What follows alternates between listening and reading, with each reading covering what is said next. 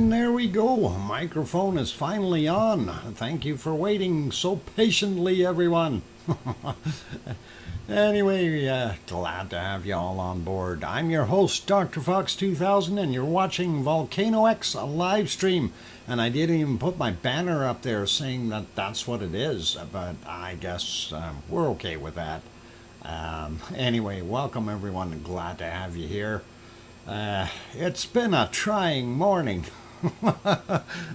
or early afternoon here for me, trying to get a camera set up for up on the roof there to look at the actually replacing a camera to look at the Halloween setup. And I'll tell you, Microsoft has done its very, very best to try to make sure that you use Edge instead of Internet Explorer.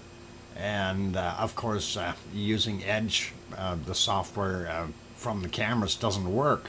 So it's one of those things. What do you do? It was a battle, and I won. Oh boy.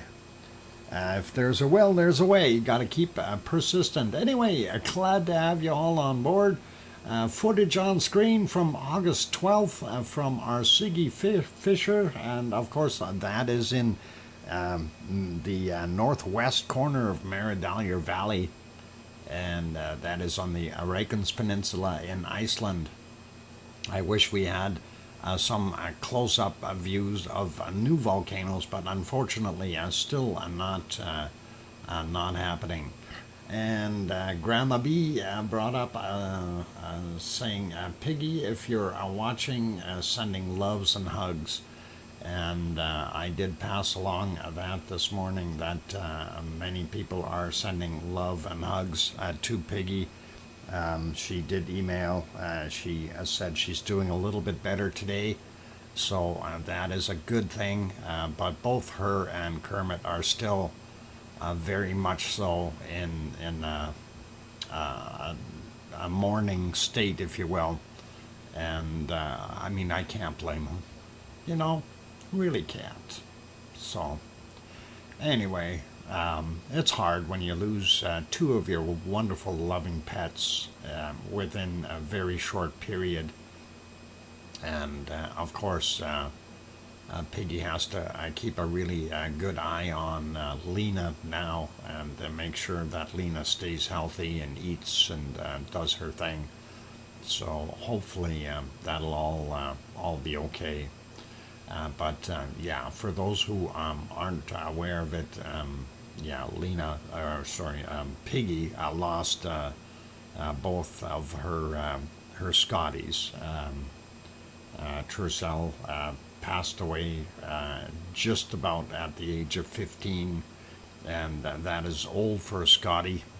And then of course Wicker couldn't bear the loss, I guess, and more or less stopped eating and passed away a couple days ago during the stream. So that's kind of where it's at, okay? And it's going to take time for them to heal, and I can understand that. You know, they are part of the family, so our hearts go out to Piggy and Kermit and the rest of her clan there, and a really heartfelt sorrow. Yeah, it is, Mark, it is very sad. Unfortunately, it happens though. And there's not a heck of a lot that we can do to fix things, if you will. You know, we can't bring them back. We know that, and that is the way it is. But anyway, let's carry on with all our wonderful things that we do here, and we will continue. And I see Anna just got here as well. Welcome, Anna. And first off, going to say hi to the moderators, who are probably hiding in the background anyway, and that would be Arizona Snowman. And if Piggy is on, she'll be in the background also. as well as I have not yet seen Bob, C&D Boy, but that is okay. And we may have others like 24/7 Live, AZ Skies, Gary in the background as well. And Joseph Fields may be here as well. And Lucas might be peeking in too. So not a worry, everyone. That is all good. And those are, of course, our wonderful moderators. We may have a few others hiding in the background, popping in every once in a while. So that's plenty fine. And let's see, what do we got new for volcano news? If we go take a look, well, around the world we do have 27 volcanoes that are considered to be active. And we have, that is kind of the red rating on there. We have about 15 of them that are an orange, and that means they could pop at any time. We have 36 that are in a state of unrest, or a yellow, as we call that. And then, of course, we have 1,377 that are considered normal or somewhat dormant, not doing a heck of a lot. So there's kind of everything in a nutshell as to what's happening. And of course, in Iceland, we don't have a shot of our. Actually, I'm going to stop the canned lava here for a minute, just put it on pause, and we'll get rid of that little banner at the bottom there. There we go. And we'll pop over and just have a quick look and see.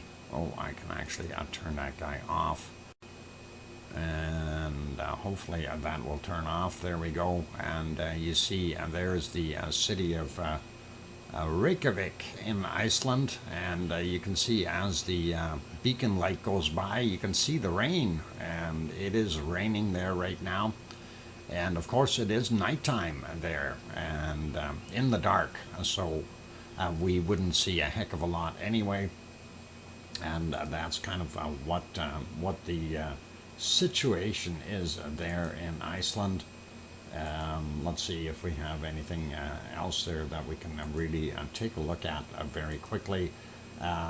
This, of course, is one of the other shots here from the Perlin Center, looking across the way, and you can kind of tell. I'm going to bring it back in time here a little bit, and you can tell what type of weather you've got in the background there. You can just make out Kilauea here. Very, very hard to see it, but it is there, and Ragnar would be over off in the distance here somewhere that you could normally see, but we can't right now, unfortunately. And then, of course, this is the other shot here of our other wonderful volcano. And it's kind of hiding in the clouds, but over here you would see the ice fields, and that would be of Katla, and that is that area. So it gives you a little bit of something to kind of give you the idea of what's going on during the day. And as the day passed on, things got fuzzier and cloudier, and unfortunately we didn't have a very good view at all of the Katla system over there in the snow and ice. You can kind of sort of see the edges right there, and a little bit tough to be able to see that. So we'll leave that back on the live. I'm going to put it back, I guess, right about here for right now. Pardon me. Yeah, don't swallow and breathe at the same time. Doesn't work. Anyway, let's get at the other stuff that we need to do. And Henry was first guy in, so Henry gets lava cookies today, and good to see that. So Henry, there's your cookies, and we will say hello to everyone in here. Starting off with Echo, Echo, Echo, Echo the bot, the bot, the bot. Welcome, Echo the bot, and welcome Sasha, and Tracy, and King Colin Deadman, John Raper, Kevin Haynes, and Juliet is in the house. Sasha also here, and going up some more, Sharon Stewart, who can hear me, and Anna Wallner also here. Welcome, Anna. Did I say Sue Hayes? How about Daryl R? I think we got both of them now, and Hermione Schaefer also here. Welcome. Going up a little bit more and seeing who else is in here. Okay, got Juliet, got all of those. Sliding up some more. Grandma B is in the house. Welcome, Grandma B. And glad to have you on board. And Scott Hartman, welcome back. Sherry Hewitt also in here, as well as Bananapus, welcome. And going up a little bit more, looking for more wonderful names. Did I say Sherry Hewitt? I think I did. And going a little further up, and looking for some more names. Mark the Shark. Aloha, Mark the Shark. And good to have you back. And let's see, who else we got? Susanna P. Welcome back. Good to have you on board. And sliding up some more, looking for more wonderful names. Adele is in the house, and she was the one who got cookies yesterday, so she didn't quite make it today. Henry was on the ball and got him. So that's all good. Going up some more, looking for more wonderful people. Dave Kruk is also here. Welcome, Dave. Or welcome back. And going up some more, looking for others. A wonderful Layla is back as well. Good to have you here. And going up more and more and more, looking for more wonderful names. And let's see. We really don't have that many people in here yet, which is all right too. Not a big worry. And let's see.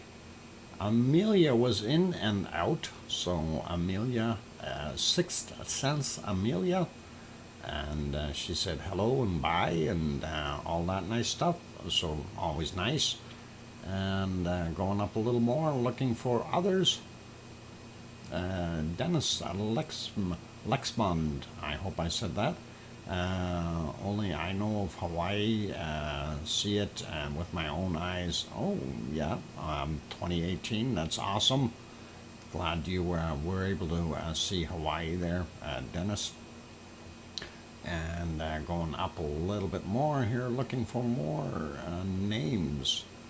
We got Hermione, got everybody. I think we got most of everybody that's in here already. And if not, we will see. No, I'm all the way to the top. Don't see any other ones. Tracy Bills is here, of course, and Kate made it back in. Welcome, Kate. And I think that might be about it for right now. I'm just rechecking from the bottom here to see if there was any more. And I think we're good for right now. Kirst Chaplin, welcome back. And I think now we got everybody. Yep, looks like it. Anyway, let's go have a quick peek at our wonderful harmonic tremor chart for Philadelphia and area. Need to get onto that screen. Give me a second. And we're working on it. There we go. I'm going to refresh that one because I hadn't done that. I was busy. I got excuses. I was playing with bones and skeletons and things.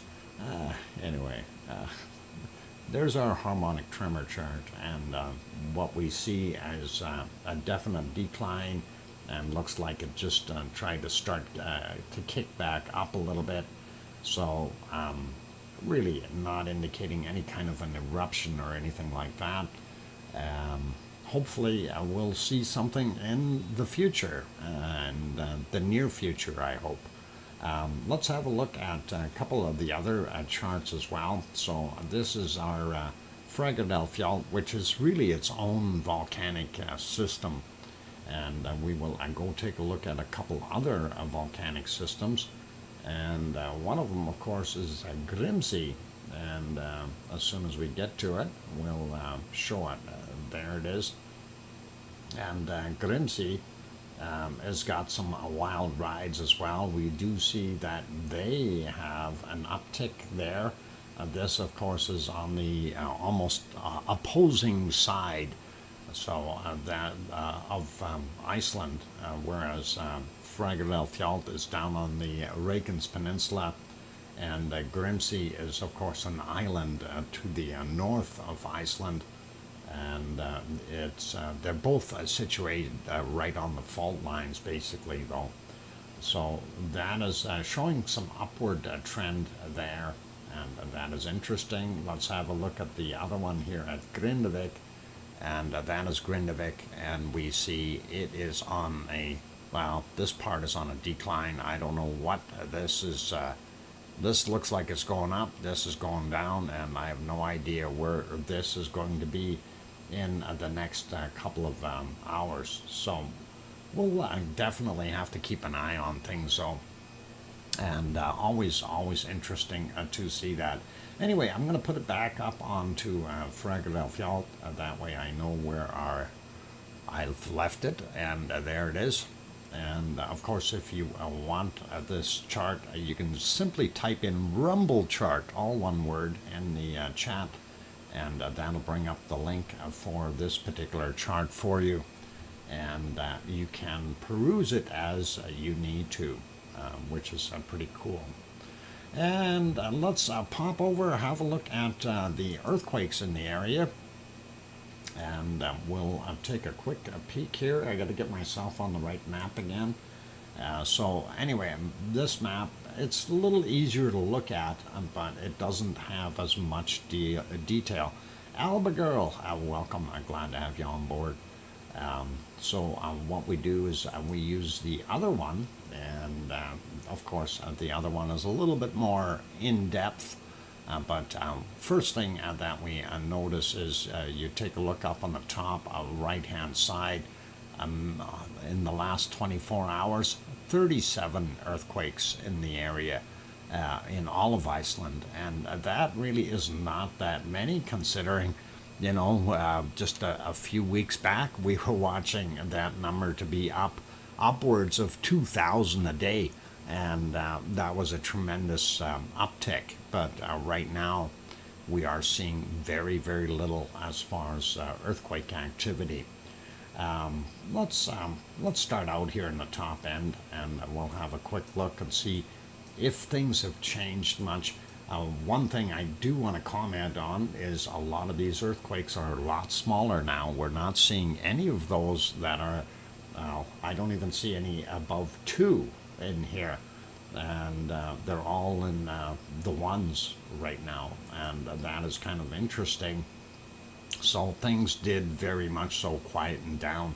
Anyway, this guy here from 10:32 a.m., 1.15 in magnitude, and 10 kilometers down for that guy. Then we've got one that's slightly bigger, 1.15, 8:06 a.m., and 8.4 kilometers down. Then this 1.3 from 1408, and it is 9.3 kilometers down. We go over a little more, 1.35, 8.8 kilometers down from 27 minutes after midnight Icelandic time. This one is 28 minutes after midnight, also 1.35, and just about 9 kilometers down.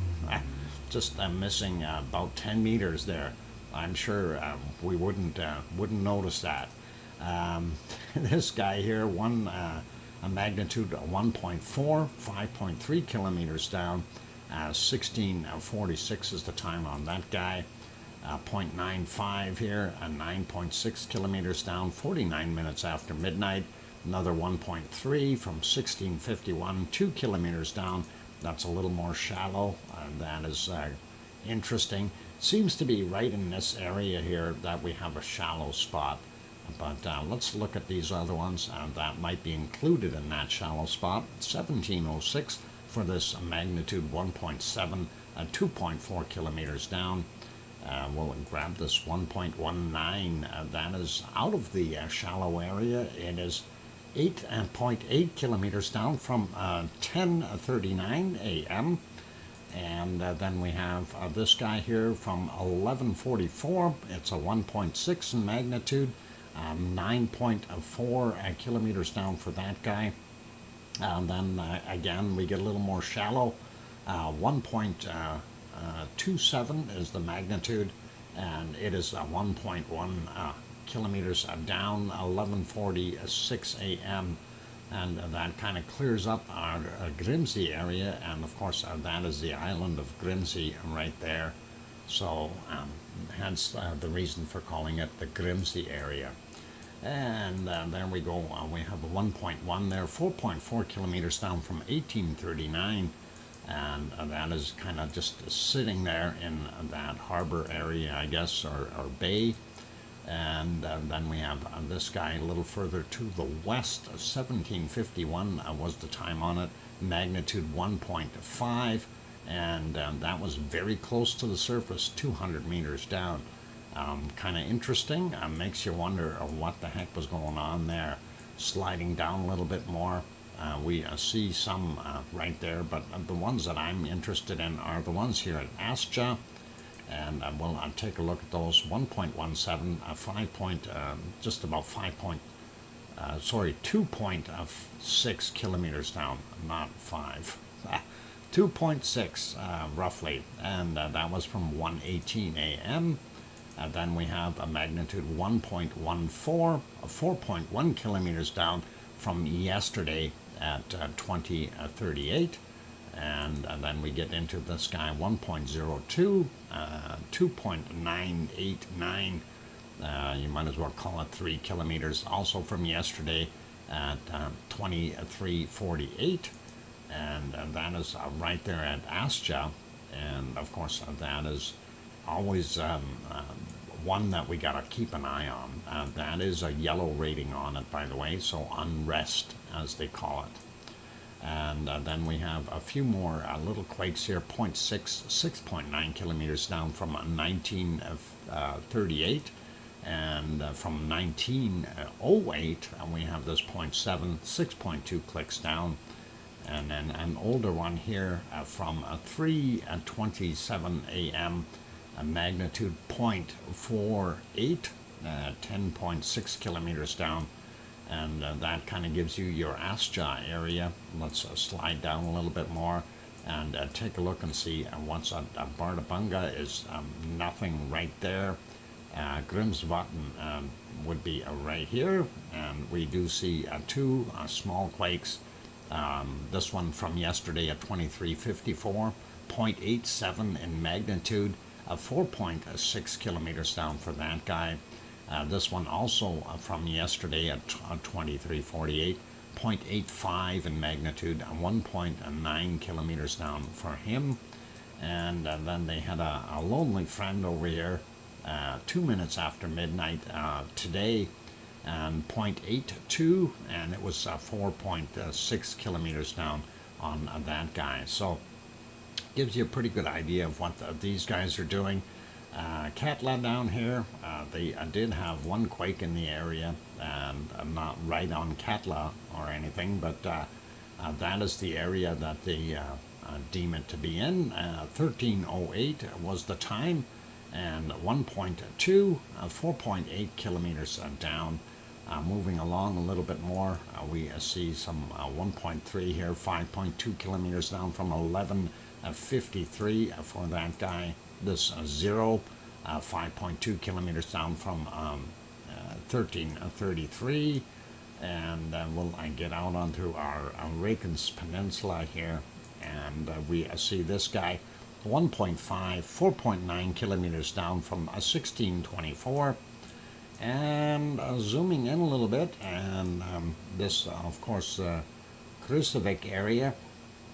And this one is just about right on Krusevik, and that is 0.96 in magnitude, 3.6 kilometers down from 9:32, and then the other one right beside it, or very close, 1 in magnitude, 4.7 kilometers down from 7:22 a.m. Now we're getting over, well, I was going to say we're getting over into our area. Our area is here, what we love the most, Frega del Fiol. And that is, they moved that out there, and of course that's the line of the original eruptions, where all the different cones are set. And then this is the new Siggy Fisher, and they put it via two vents, or two spots there, but whatever, that'll work.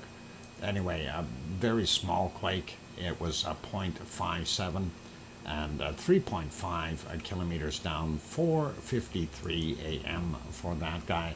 Kilauea is over here, so that kind of gives you an idea. This is the other hot spot that we thought this thing might have popped up in, but it never did do anything there. And for those people not familiar with this map, of course, this is the Reykjanes Peninsula.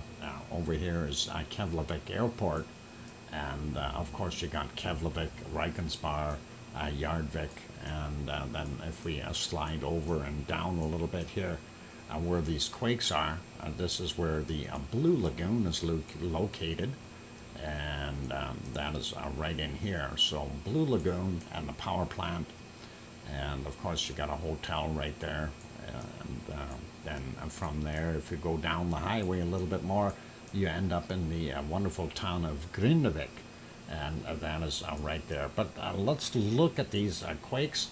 0.38 from 3.9 kilometers down, 1612 for that guy. We have a 0.66, 4.6 kilometers down from 1447.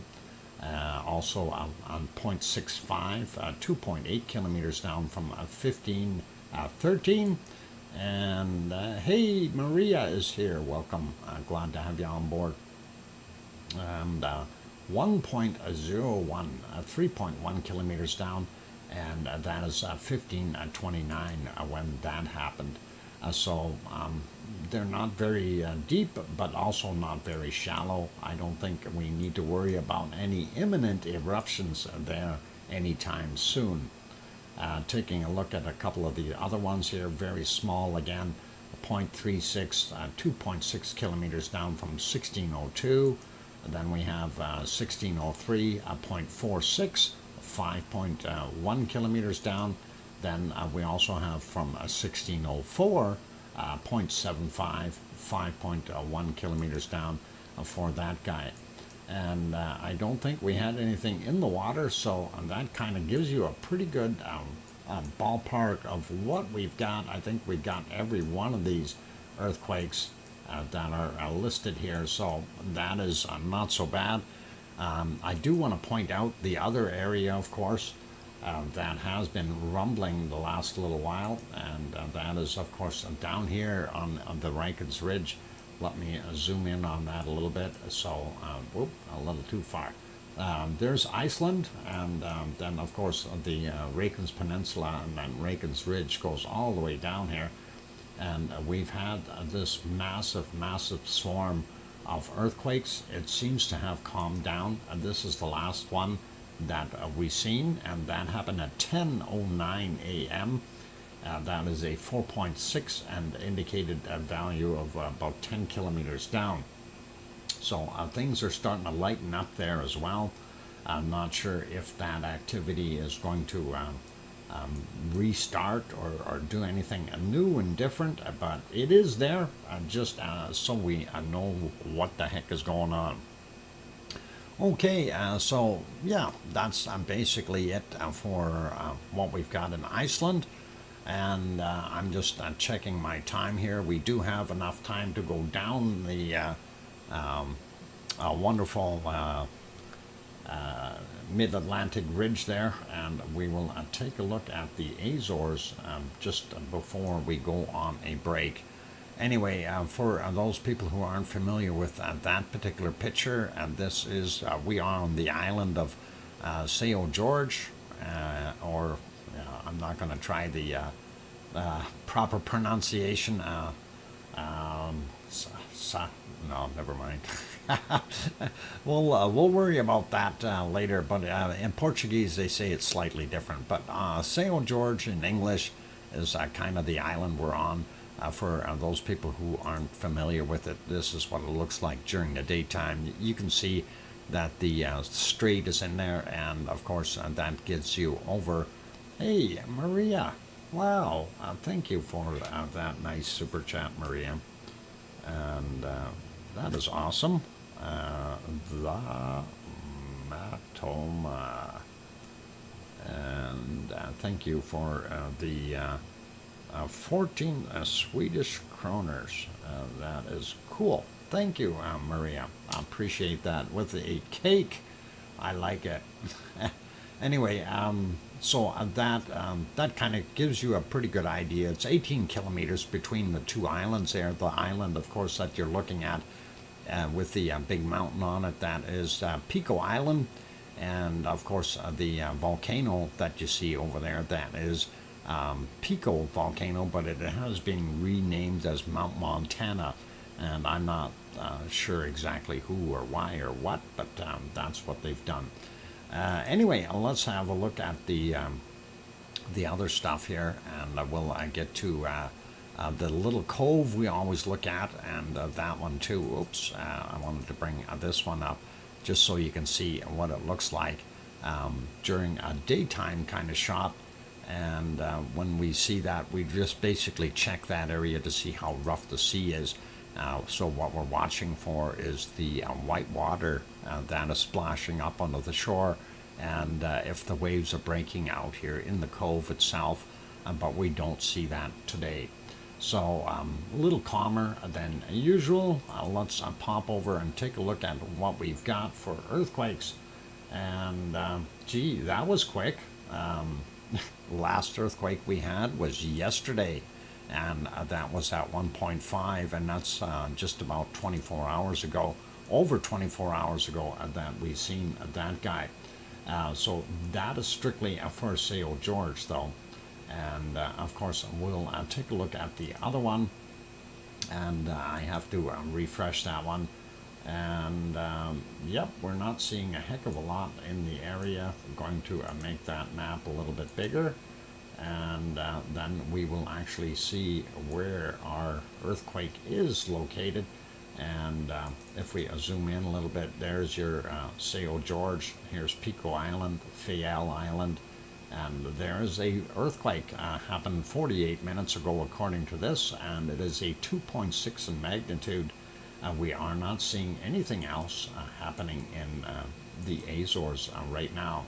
And just so you can see, that is the Mid-Atlantic Ridge, that red line going down there. And of course, this is the dividing ridge or fissure between the Eurasian plate and the African plate.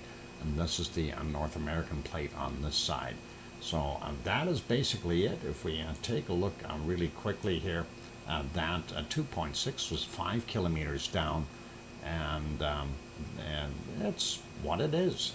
We don't need to look at the other chart here. We kind of understand 5 kilometers is 5 kilometers. It's pretty easy going. Okay, it is break time, you guys. So what I'm going to do is pop you back over to this one. We're going to turn on canned lava back on, and let you watch that for the few minutes that I'm going to take my break. And hopefully that'll be all cool, and hopefully I won't get too carried away with doing other things that I've been working on here. And like I mentioned, I'm in the midst of setting up the Halloween stuff on the roof, and I had to replace that west camera, and getting into the camera into the new one wasn't that bad, except for everything that I did to try to keep getting into it was being battled by Windows. It does not like being in Internet Explorer mode, and of course on my old laptop, it's telling me that every time I touch something, oh, your Windows 8 will no longer be supported. And I'm thinking to myself, well, you guys already told me that 2 years ago. Why is this still coming up? You know, like it's just, never mind. It's a sore point. Me, Windows, no. Anyway, you guys, for those good people who are here, if you have not yet hit that like button, please help us out. Of course, our goal is to get over 100 likes. That would be awesome. And also for those good people that are here, if you're new and sitting on the sidelines, you want to chat in the chat box, you do have to be subscribed for at least 1 minute. The reason we have subscriber mode on is to make sure that we don't get too much of that porn links being dropped in here by the robot scam hackers, whatever you want to call it. And the Matoma, thank you, Maria. That is very awesome of you. Throwing in Swedish kroners, 50 Swedish kroners. And that is very kind of you. And appreciate that wonderful support. Thank you, Maria. All right, I'm going to pop the music back on, and then I will be back in about 5 minutes. Tom Truelove also on the channel. Welcome, Tom.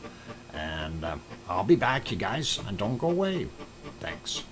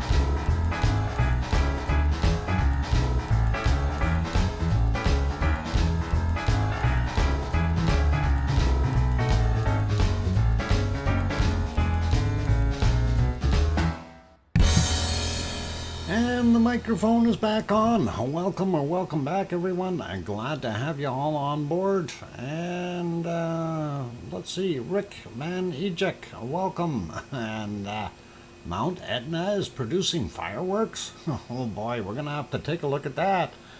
We'll go there next.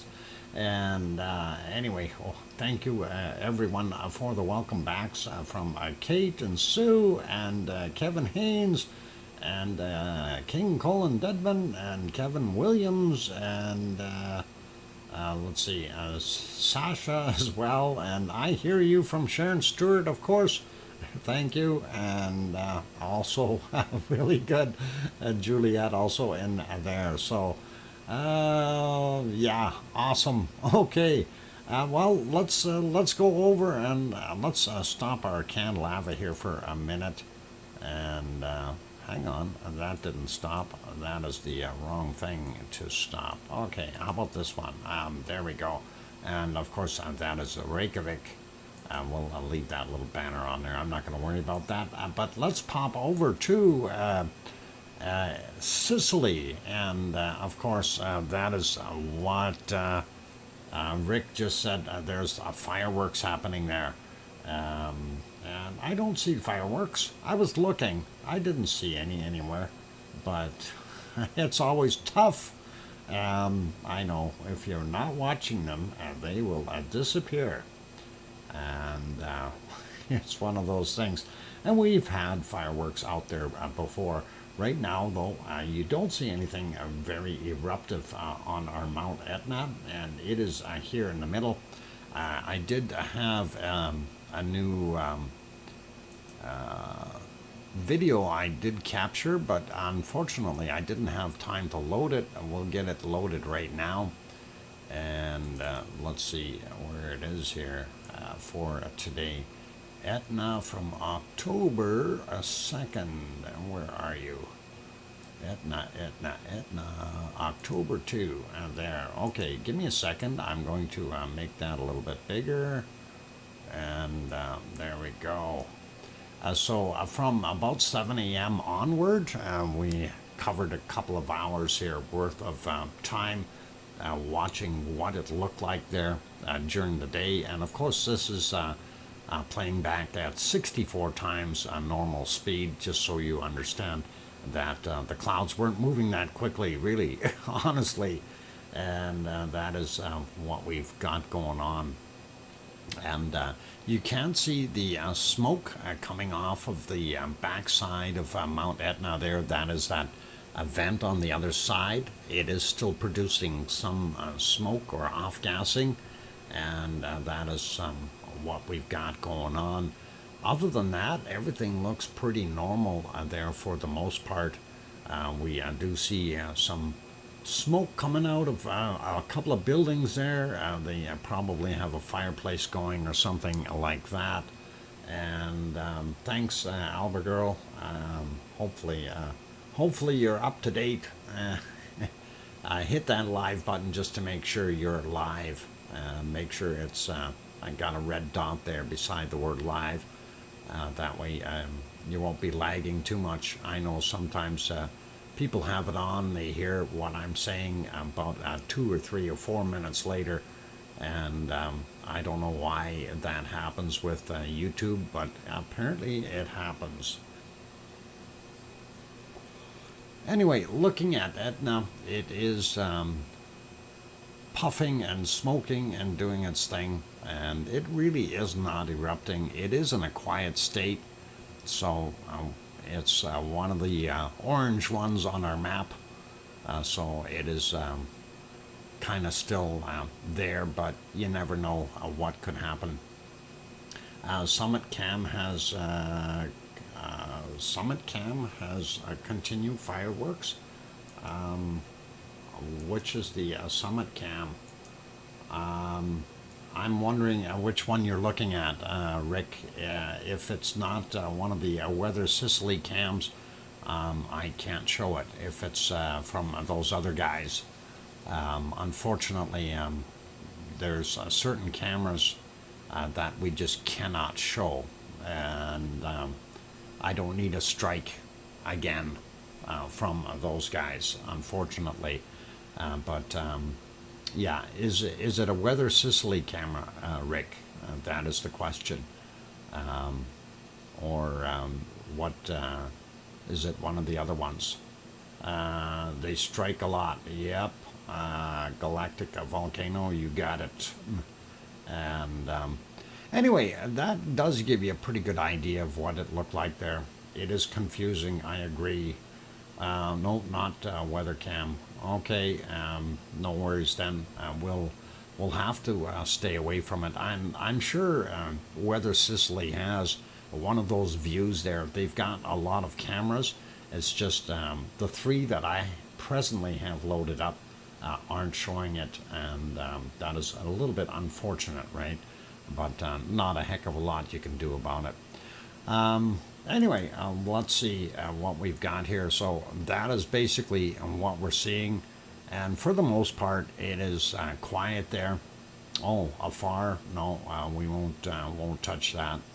Unfortunately, can't show what they're doing. That's another place of strike. So we'll leave that be.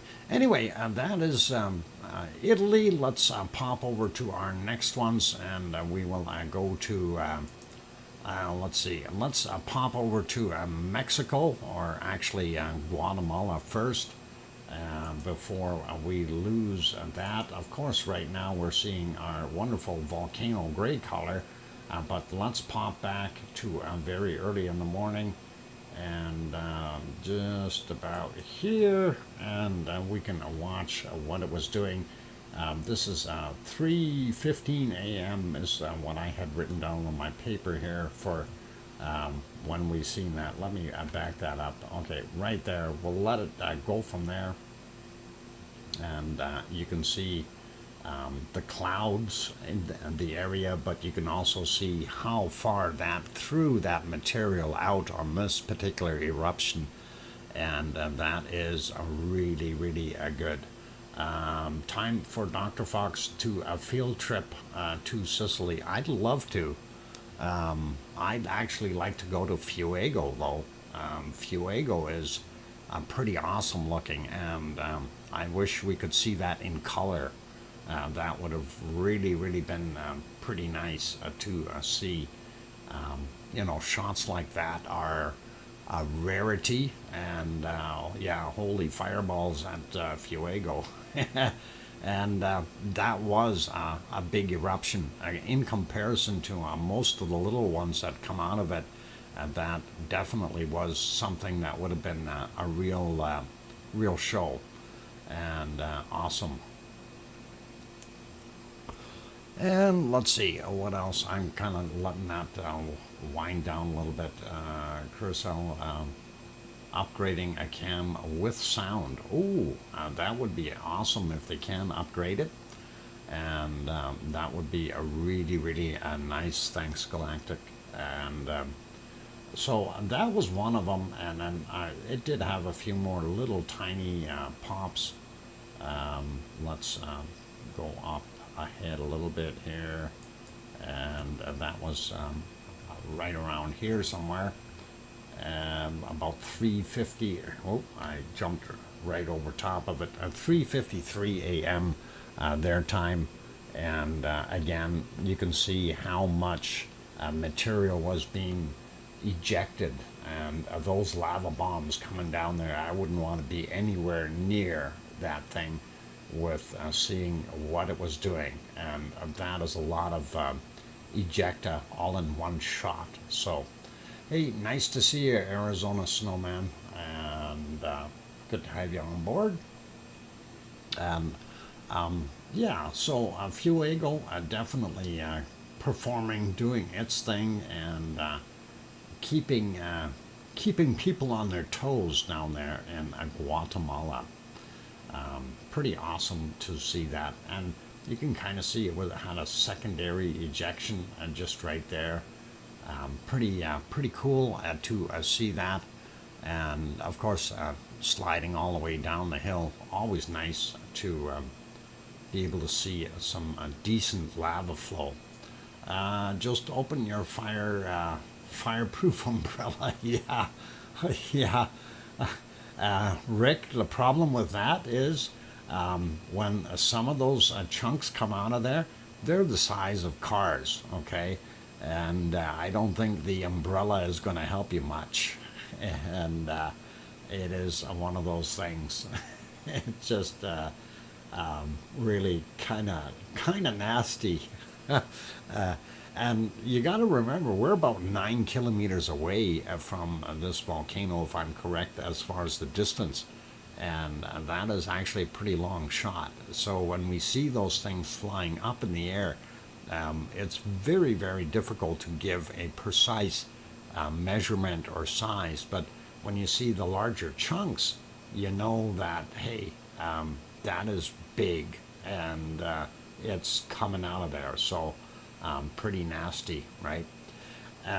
Anyway, let's move ahead in time a little bit to the wee hours of the morning here. We did see a few more shots, but it did get cloudy, and you can see the bands of clouds across there. And I'm not sure if it really ejected too much more. And then it was almost in the clouds for an hour or so. And there it kind of calmed down a little bit, a few little spots as we went forward. I'm going forward 5 seconds at a time here just to kind of expedite this. This was at 5:25 a.m. And let's go back here. I want to get to about there, 5:30 something. Yeah, there's another one of those wonderful ejections. And again, you see those chunks there? You know, that's probably half the size of a car coming down. And you wouldn't want to get hit with that. Definitely not. But anyway, as the day progressed, it was in and out of the clouds. So it was very, very difficult to see too much of anything beyond that. And I think the camera did switch to color mode shortly after that eruption. And we had this next one here. Yeah, that's kind of in color already. There's the remainder of that stuff kind of popping off. But that's what they've got down there. And it is what it is. It's kind of in the soup from there on in. Like I say, there were a couple of spots there where it did show itself a little bit, but really nothing to write home about. You know, barely see it. And let me see if we can move ahead a little bit more. 9:35 a.m. That's kind of what it was looking like. This is a little bit unusual. Typically, we don't see this guy smoking so much, and I don't know if it's just temperature or something, or maybe it's got a bunch of gas now. I don't know. Fuego's got gas. It must have been eating too many beans. I know. Bad joke. Bad joke. Yeah, you've seen it erupt there, but right back into the clouds, so not going to worry about it too much. Anyway, we'll put that back onto live, and that is our current view. We'll pop over to go up north back into Popocatépetl. That is about 70 kilometers south of Mexico City, and that is what we were seeing at good Popocatépetl. And again, I didn't really have too much time to play and see what all we had. This 5:40 a.m. That is what the view was. Beautiful stars in the sky. Love seeing that, and of course, seeing a little bit of a plume come out of there is always nice. As we go ahead a little bit, we see that dissipate, and we didn't really have anything really big pop in there after that until you get to about here. This one was a little bit bigger. Let me back that up just to get it right at the eruption time. And of course, it's starting to get lit up by some of the light coming up from the sun as the sun is starting to rise. And that's kind of it. And then we get a little bit further, 9 hours ago, the golden time for our wonderful volcano, and that is at 6:49 a.m. That camera was in color and showing what the volcano was looking like during the day there. And for the most part, it behaved fairly well. There's another one of the eruptions, 7:43. And if we go ahead on that, you can see that is actually fairly heavy with ash and everything else in that ejecta. Kind of neat to see that. And going up, wrapped crayons for Piggy. Oh, that's very special, Grandma B. And thank you. And yeah, I hope things are starting to ease up for Piggy.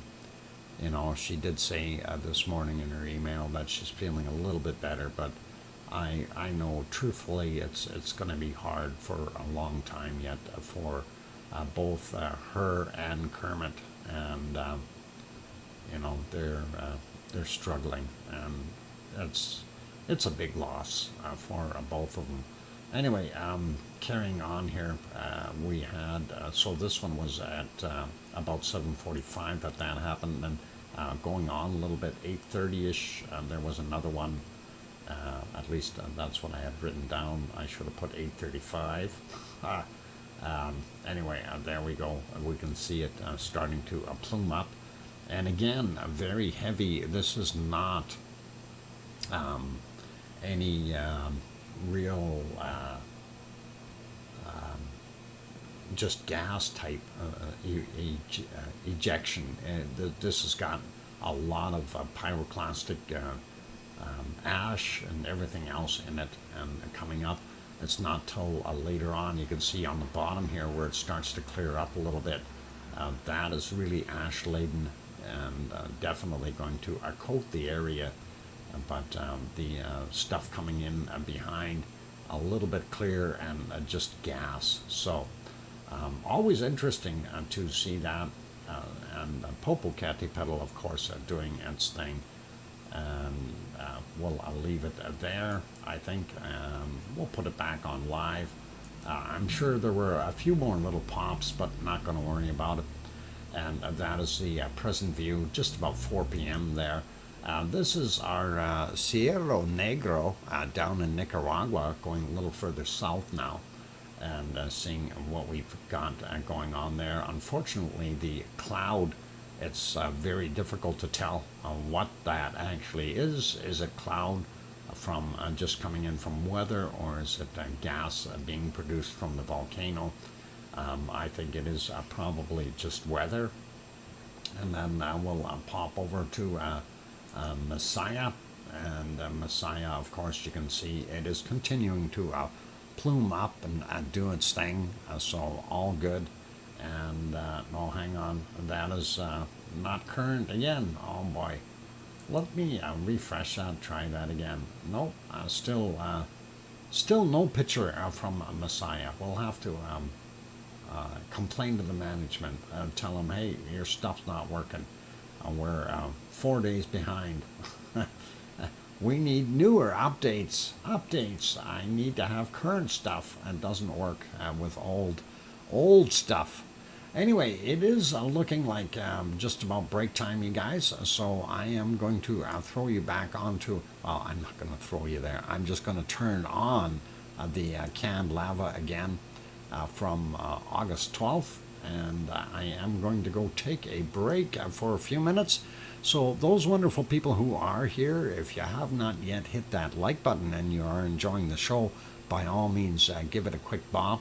We are trying to get over that 100 mark, of course. That makes a big difference with the YouTube analytics.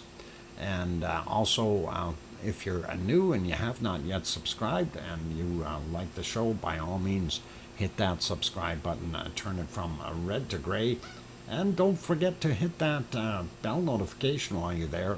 That way you get notified when we're up and streaming, and we do have daily streams so far. So we'll give that a whirl. Anyway, on that friendly note, be good, be kind, and I will be back in a little while. I just want to see what the weather is like here as far as temperature, and we should be good with that. I'll be back in, there we go. Oh my God, it says 24 degrees already. Holy mackerel, that's higher than I thought it was. Anyway, I'll be back in 5 minutes or thereabouts, and then we'll have some bacon seeds. So don't go away. I'm your host, DrFox2000, here in Edmonton, Alberta, Canada, where it is now 24 degrees Celsius or 76 Fahrenheit, with winds at 9 kilometers per hour and a humidity level of 35%. I like it. I'll be back.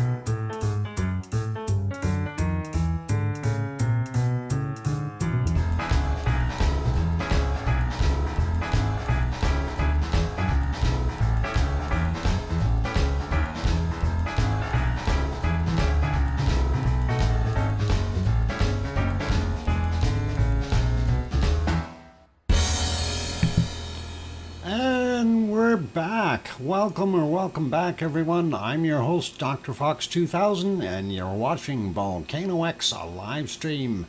Thank you, everyone, for being here. And Sharon Stewart says, I hear you, DrFox2000. Thanks, Sharon. And thank you, Sue and Kevin and Grandma B for the welcome backs. That is awesome. And of course, this is kind of halfway in the middle of our show here, so we are going to do bacon seeds. And we like bacon seeds. We love bacon seeds, and that is awesome. Juliet going oink oink. We like it. Okay, I'm going to pause our wonderful lava midstream there. Look at that. Thank you, Hermione, for the welcome back. And I will get over to our bacon seeds, of course. And for those who are not familiar with bacon seeds, of course, when we see lava coming down the side of a wonderful volcano of some sort, it does look like bacon. And hey, you know, where do you get bacon from? Or, well, you get bacon from bacon seeds. And these guys, of course, are in the hogwash, and that was from yesterday. And I'm still working on those new emojis for the hogwash, as far as the ice cream as well. We're going to work on that. Anyway, that one was from yesterday. This guy obviously telling us what he thinks about us. Moving on, looking at today's first bacon seed. And that is this little fella, and he looks happy. He's being cuddled, and I think they all like being cuddled when they're little guys like that. So pretty nice, and a sweet little guy. And I think we've got more cuddling going on, and that is pretty cool. So next bacon seed is this one, and he's being tickled or something, and he's liking what he's doing. So pretty cool. Love it. He's got his mouth open, laughing at the camera. Gotta like it. Yep, happy looking piggy, and always doing a squeal thing, and yep, he's laughing. He's saying, "You're gonna take a picture of me?" Oh, okay. Anyway, next one is this little guy. Another one that is being coddled, and a very quiet little baby. He likes it. He's sleeping. He likes that. It's amazing. You know, they do really enjoy being held and things like that. And love seeing an animal, you know, relaxed as they are. So pretty cool. Price tagged piggy. Yep. That one is 100,450 is the price on there. It's either that or that's his phone number. Not sure. But if they have that many pigs, I think we've got more than a dozen or two there. That's a lot of little piggies. Hey, Brian, Perfectibility999 is here as well. Welcome. And going on, let's see. Next bacon seed. This one, too, is being kind of coddled and enjoying his day, saying, hey, I like hugs. I like hugs. And, of course, so far we haven't seen anyone that is kind of malnourished or anything like that. They all seem to have very nice round bellies on them, and that is always awesome to see, and really looking good. Yeah. And anyway, next one is this guy here, and of course there. One is sleeping, the other one is got his eyeballs open. So, shh, quiet. They're sleeping. You don't want to wake them up. Cute looking little piggies. So, really nice, and very pretty to see. They look pretty clean too. I don't think they need the hogwash for right now. Anyway, last bacon seed for today. That's a trace tag that all domestic animals have. So if a food incident takes place, it can be traced to the farmer. Bacon seed food, huh? I don't know about that. Anyway, last bacon seed for today, and that is these two, or well, there's three there that we can see, but two, and they're both looking at the camera going, huh? You're taking a picture of us? How dare you? And they're really cute looking.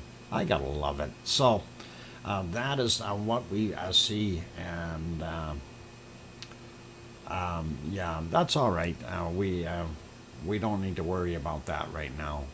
These are bacon seeds.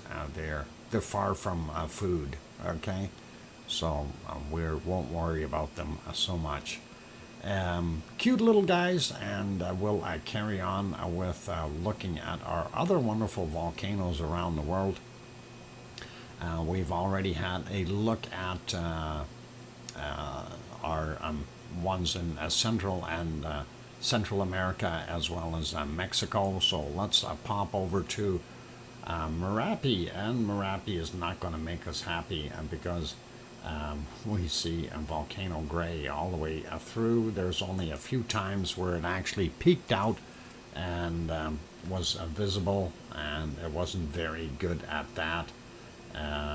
Earlier in the evening, I guess it would have been a little bit better, but still not very, very good quality pictures, and we don't see any lava popping out anywhere.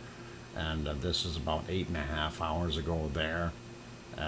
Earlier than that, we had the camera angle was slightly different, but again, we're not seeing anything popping out, unfortunately. And even up on the close-up shot that they have there, nothing really of interest.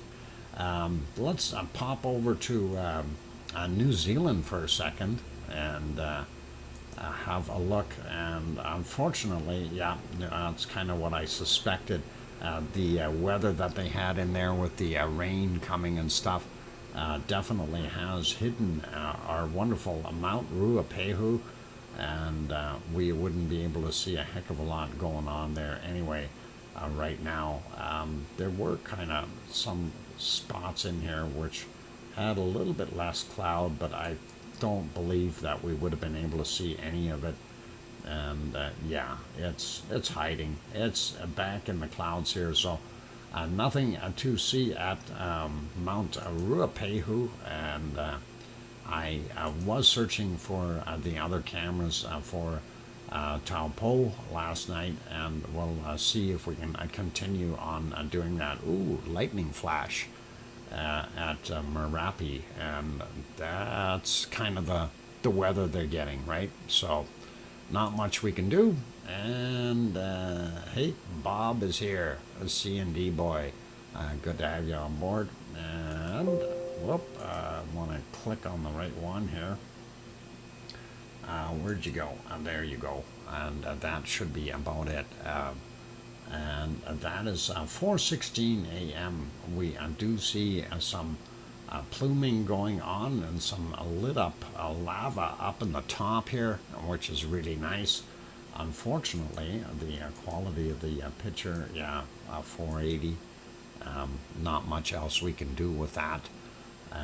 But it is what it is. And if we go back in time a little bit, we know it was hiding. And about an hour ago, though, we did see a little bit more here. Let me see if I can get it right on there. It continued. This is like there was kind of a bad. Let me back that up a little bit more. Just a bit more here. Yeah, somewhere right around there. 3 o'clock is what I had written down on my papers. So yeah, that gives you about 3 o'clock. And then, of course, you can see little specks of lava popping out. And we know Semeru is active. We know Semeru is still doing its thing. So keeping fingers crossed and hoping that we'll see that a little bit more activity there. You notice the brightness there all of a sudden. They are getting thunderstorms in the area at that point in time, as well as still continuing the thunderstorms. If we go ahead a little bit, I think, yeah, you kind of see that glow. It's not bad. But still, again, it's really not erupting to the point where we're seeing masses of lava flowing down the side of the hill. And I really missed the bacon, you guys. Hopefully we'll see some of that in the future, sliding down some of these big volcanoes. And, you know, having 27 of them active in the world, you'd think that you'd be seeing some lava from some of them. And very, very little coming out of most of these as far as lava is concerned. Anyway, that is what we've got going on there. Are we stuck? No, we're not stuck. I'm just looking at the clock there.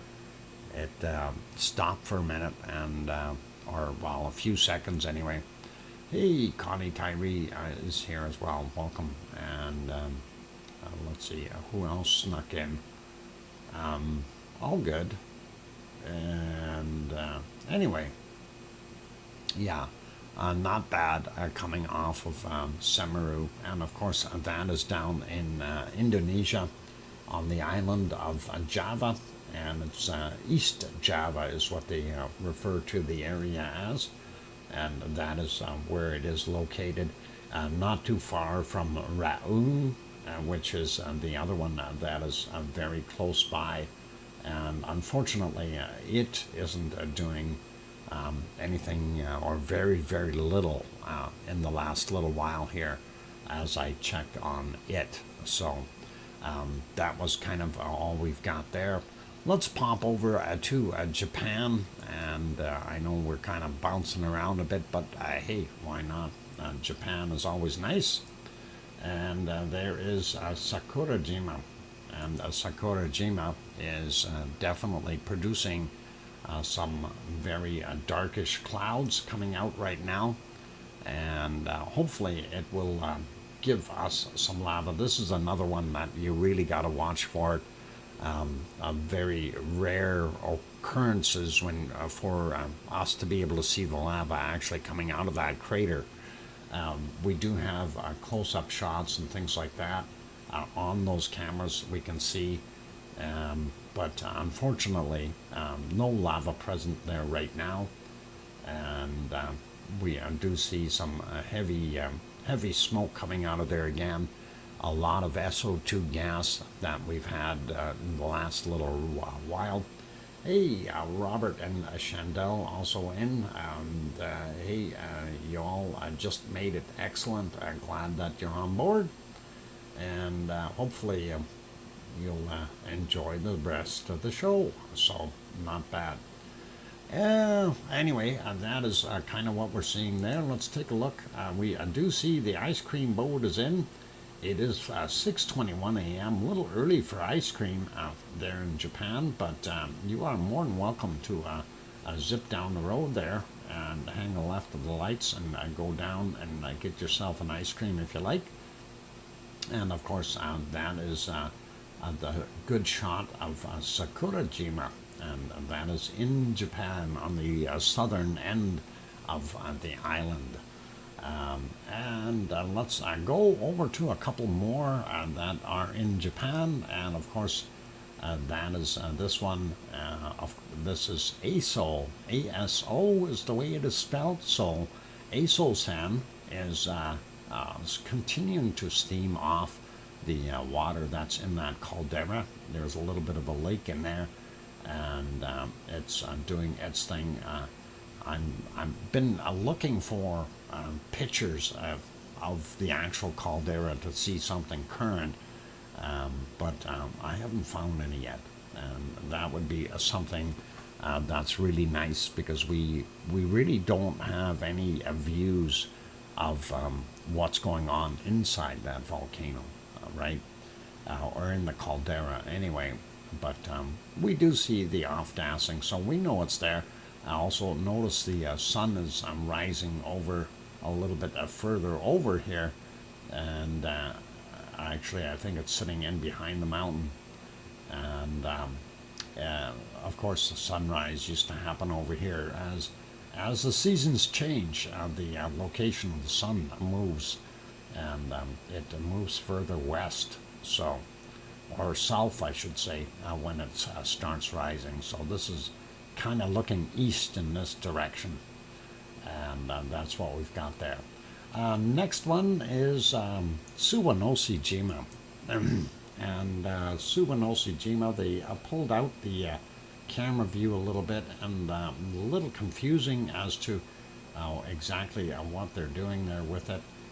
But again, I really didn't have a heck of a lot of time to check. I did find a couple spots where we did see the glow within the crater, and there it is. And it did get a little bit brighter as it kind of popped out. There we go. I'll let that run from there. And it did shoot out a little bit of lava, and this is one of the rare occasions where we actually can see it throwing out some lava, and I like it. It's nice to be able to see that, and pretty awesome. So, little bit of bacon, not much, but at least we see some. Pardon me. So that is pretty cool.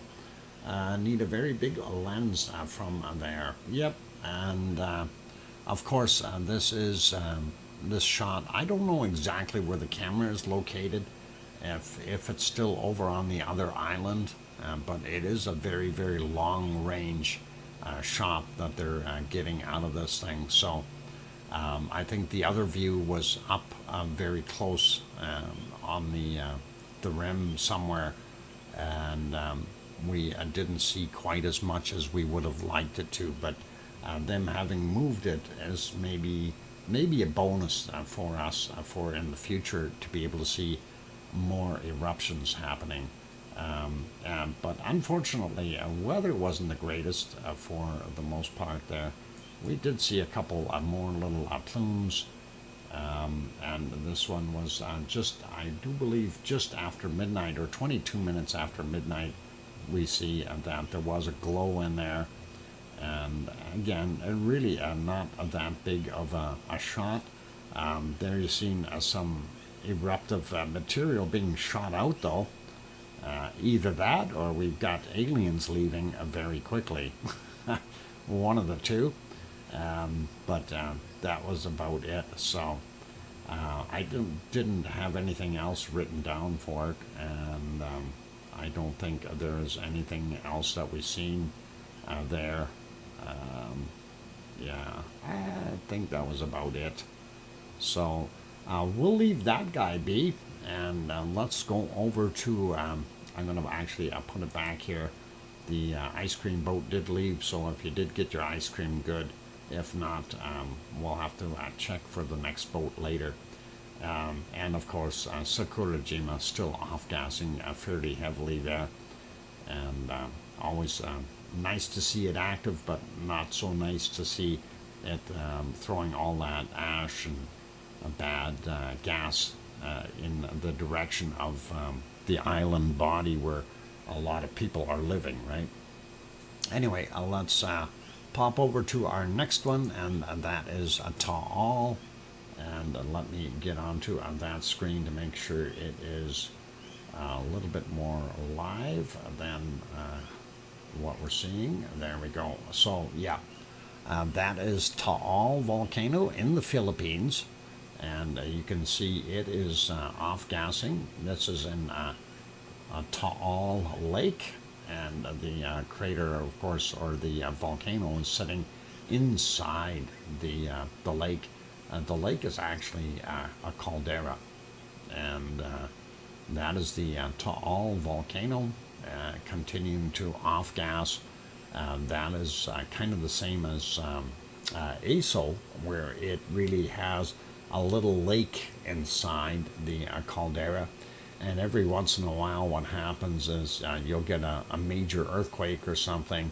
It creates a crack. You have some water flow coming down. If it makes it down into the magma chamber, of course, you get some explosions, and that's when the fun begins. For the most part, not a happy experience for a lot of people there, but it is one of those things. Anyway, that gives you a pretty good idea of what it looked like, and that it isn't really doing anything too major right now.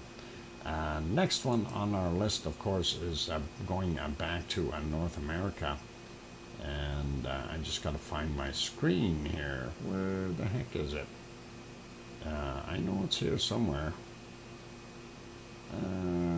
Oh, I know where it is.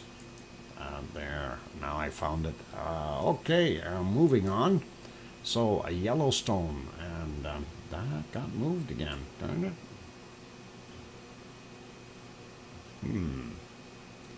Okay, well, we'll have a little white line on the bottom for now. Anyway, Yellowstone National Park, over 500 active geysers steaming off in that park. And of course, plenty of water for it to steam off. And we'll continue to see it do its thing. So I didn't see any buffalo. Like I said earlier, I was kind of busy doing other things today, so no buffalo seen, but we did see some yesterday. Not sure if some of these other creatures are humans or buffaloes or Sasquatch or whatever they are, heading down the trail here. So it is what it is, and that is a Yellowstone National Park in Wyoming. And that park, of course, goes into Montana as well as Idaho. So that's what we've got. Anyway, that is good for right now. And for all those good people that are here, if you're enjoying the show, by all means, do hit that like button if you haven't done so already. I'm going to put you back over here onto the canned lava for now and let you enjoy that while I take another break. And of course, I have to do that, otherwise my voice will blow out, and we don't need that. So keep smiling, be good, hit that like button, and if you're not subscribed yet and you're enjoying the show and you feel we've earned it, by all means hit that subscribe button as well, and the bell notification so you get notified once we do throw the show on. And I'll be back in about 5 minutes. Or thereabouts. Keep smiling and play nice in the lava. I'm your host, DrFox2000. I'll be back.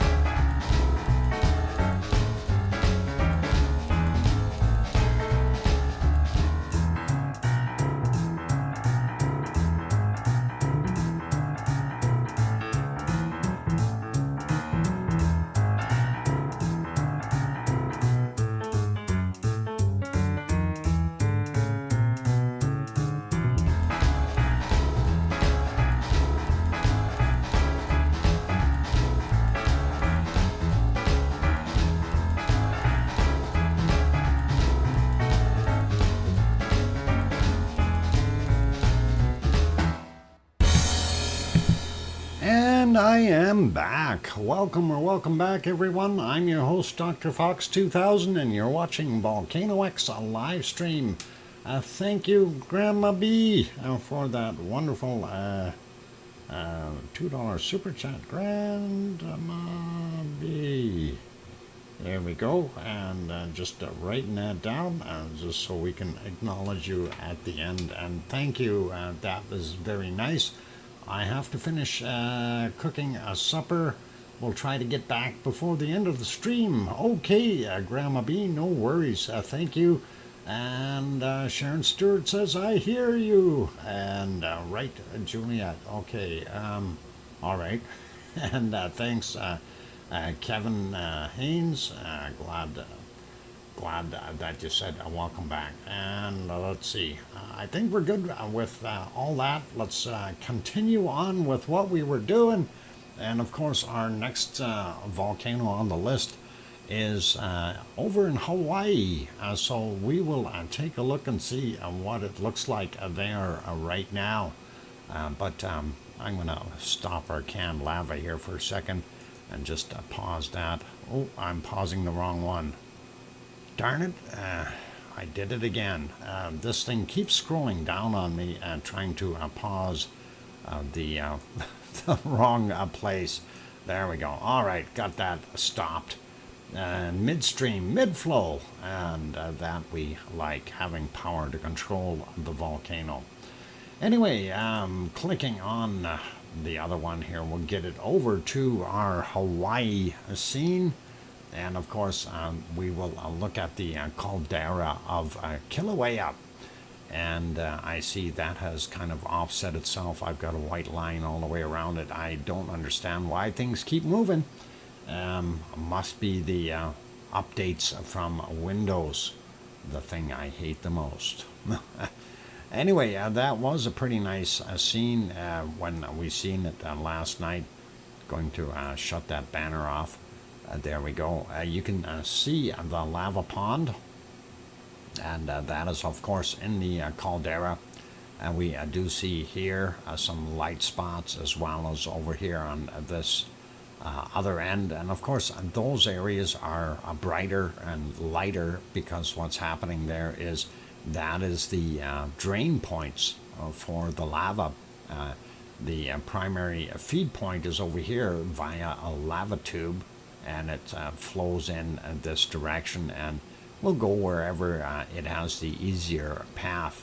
And of course that is where it's draining out, so you're getting some of the gas bubbles bubbling up and breaking up the thin crust that is on top of the newer, fresher lava. And that's what's happening.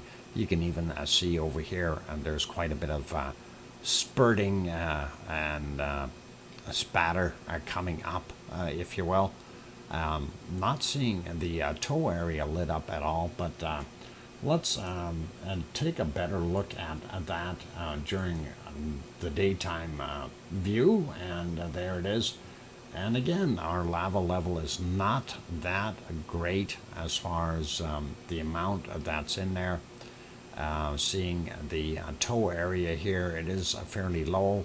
It looks like it's almost the same level as the lava pond, but definitely a big difference in what we normally see. So several meters down from the top yet, still noticing these big cracks, very prominent. Some of this stuff is starting to actually break off and fall into the lava pond, which is kind of neat. And over here we've had that tube. Actually, we had two bridges in here that you could openly see, but the inner bridge or closer to the toe area had collapsed. So that's what we've got there. Anyway, let's pop over to the next shot. This one from last night from 1820. Kind of nice glow to it. Primary vent is right in here. This end has the little hornito with the lava tube in it to feed that area, and that's pretty cool. Lots of smoke, so we're really not able to tell what's going on. We do see that smoke over here as well. and that is coming out at a very high elevation on the side, and kind of makes a guy wonder what's happening there. If one day we're going to see lava spurting out the side of this thing, would be pretty cool and awesome. Anyway, let's refresh that one as well. There you go. That is what it looks like right now, or at least within a few minutes ago here, about 3 minutes ago. And that is their still pictures. There's your whole caldera, and of course the lava pond primary vent in here, little hornito, and the lava tube that we can't see anyway going in there, still steaming or smoking off of that side wall there. So very cool. And let's take a look at it from the other side. Of course, this 1841 last night is the time of that picture, and it was so bright, or the fog or VOG in the area was causing that. You can see a couple of shots coming out of the primary vent there, and then that is where that other hornito is, lava tubes in between here somewhere. We don't see very much of the toe area in this particular picture, and down on the bottom, of course, we are no longer able to see our little rock surface there, where we see that little rock bouncing back and forth on the big rock, unfortunately. Let me refresh this one. This is the current view, and as we look at it, you can see the cracking, etc., around the lava pond. There's your toe area. This area here is referred to as Pig Island. It was in there originally, and now it has become part of the entire mass that is floating on top of the magma or lava that we do have there. And again, just to let you know, it's roughly about 144 meters in height from the floor of the crater, as far as the lava depth is concerned, and that's roughly 470 feet, and somewhere around 111 million cubic meters of lava that is sitting in that caldera, or roughly 29.2 billion gallons, just roughly. Give or take a couple of dozen. So that is what we've got on there, and we'll pop over. This is the thermal image. Of course, you can see the lava pond, the toe area over here, and this is the little hornito where the lava tube is, and that's your primary vent right there. We do see some lighter areas, but nothing too spectacular. So it's been since the level is down, it's been relatively quiet for the last little bit, as far as almost a week now since that level has been down. And here's the revised version of it, 11:28 Hawaii time, and again you see the lava, the hornito area, and you can see where the flow was, and there's not that much flow, so you see it crusting over on the edges a little bit quicker. Primary vent there again, and the toe area on that side. And that's what we're seeing there for Hawaii.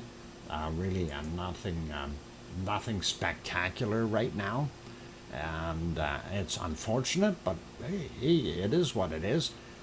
Maybe Mauna Loa will start popping, and I do want to start loading up some of the cameras for Mauna Loa, just in case they do start popping, but I'm going to be doing that later on.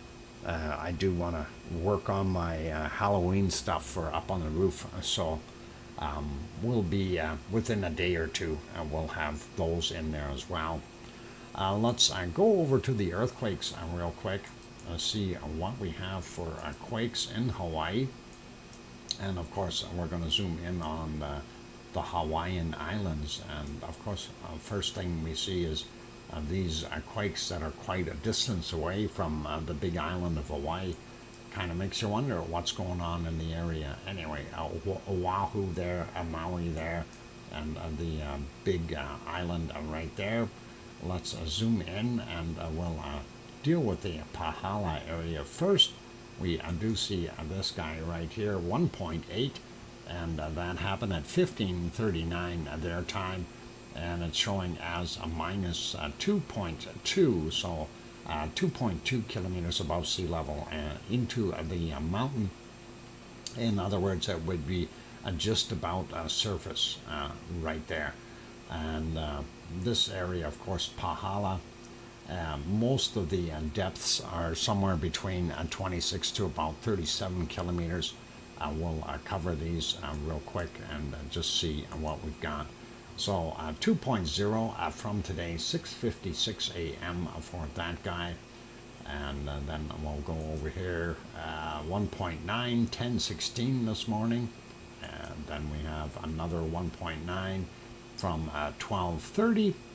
And then we have this guy here, 1.7 from 4:59 a.m.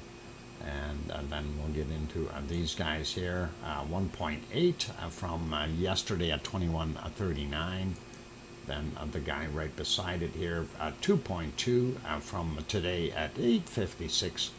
Then we've got this 2.0, 33 minutes after midnight. And we have a 1.6, very small, 3:25 a.m. Going up a little bit more, 2.0, 11:58. And this looks a little bigger, 2.3, 12:47. And this one, 1.8, 14:30 is the time on that one. Then 2.0 from 7:29 this morning. And then this guy here is 2.3 from 14:49. Kind of gives you a pretty good idea of what's going on. And of course, it's this swarming is a continuous thing in this area. It's right over top of the hotspot, and we'll see that quite a bit there. So pretty cool, pretty interesting. Let's grab some of the ones that are up here on Mauna Loa, and of course you can see that we're getting more and more quakes up here on Mauna Loa, and very likely we'll see something happening there in the near future. So keeping fingers crossed, hoping that if it does erupt, that people aren't going to be displaced or anything like that, and that everybody is safe. But let's take a look at some of these quakes. 1.8 from yesterday at 19:01. Then we have 1.7 from today at 13:34. We have 1.3 from 3:35. Trying to get this little one underneath. 1.2 from 3:07. And he's got a bigger friend there. 2.1 from 5:16 a.m. Looking at a 1.5 here, 0.5 from yesterday, 22:37 for that guy. And we'll carry on here. 1.8, yesterday's 22:07, and this is today's from 3:19.9. Smaller 1.5 from 3:58 a.m. Then we see that guy here, 0.9 from 2:44 this morning, and we also see this 0.7.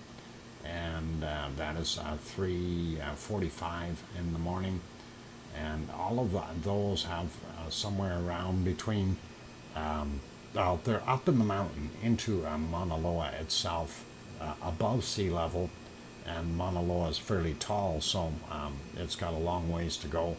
I'm not going to go through the depths on every one of them, but they are up into the mountain above sea level for the most part.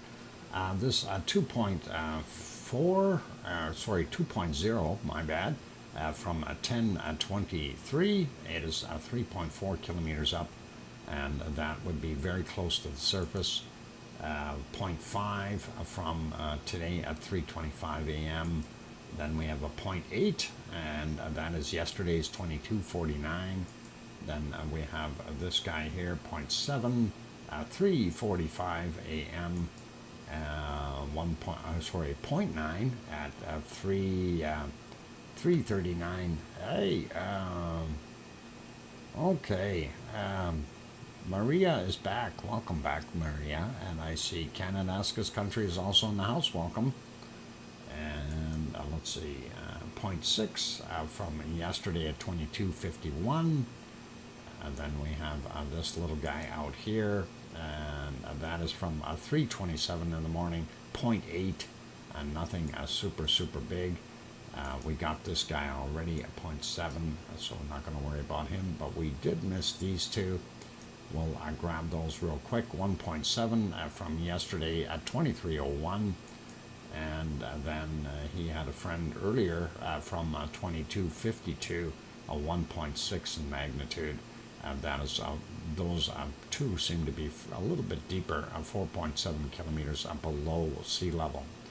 We're not seeing anything over on Mauna Kea, so Mauna Loa definitely has some big time action, and very little quake stuff going on here in Kilauea itself. Just these older ones, and that is from the 27th for 1.8 and the 25th for 1.8. So really nothing major happening there in our wonderful Hawaii right now. We'll see. We're definitely going to keep an eye on it, of course, and check on it daily. Going around a little bit, we'll take a look here. Looking at 5.6 just off the coast of Mexico, down at the bottom end of the Baja, and that is on the Imperial fissure or rift or whatever you want to call it. Hang on, fault. That's it. That's the word I'm looking for. Sometimes not so easy. Anyway, 5.6 from 1,310 kilometers down on that guy. Don't see anything else really big popping up. We do have 4.2 here in Chile from 1816 yesterday, and that is 99.5 kilometers down. We also have this 4.1 in Tarapacá, Chile, 144.4 kilometers down. Pretty cool. South Sandwich Islands down here, 5.7, a little bit more rumbling going on. And that doesn't surprise me, and I'm kind of wondering if it's, because we've got extra pressure coming on the mid-Atlantic ridge here, so could be from that. Zooming into our New Zealand area, we don't see anything in New Zealand itself, so that is kind of quiet there, but we know that we've got White Isle Volcano, which apparently went to an orange level. Wow, Maria, what are you doing? You got a sleeping pumpkin. Is that a pumpkin? Thank you very kindly for the okay, let me get that written down. The Toma, and thank you very kindly for those wonderful super chats. 14 Swedish kroners, and the other one 14 Swedish kroners as well, and we do appreciate all of them, so thank you very kindly, Maria. Thank you for that wonderful stuff. And anyway, looking at what we've got here, Samoa 4.9, so maybe our volcano out there is going to wake up. We'll see what happens in the future. We also see here Vanuatu 4.6, pretty normal to see a quake or two there. And this would be in Indonesia. That's actually very close to, what's that other place called? Never mind. Anyway, 4.5. Indonesia, we see it there, and then we have this guy here, 4.4, also in Indonesia, 3:55 a.m., 371 kilometers down.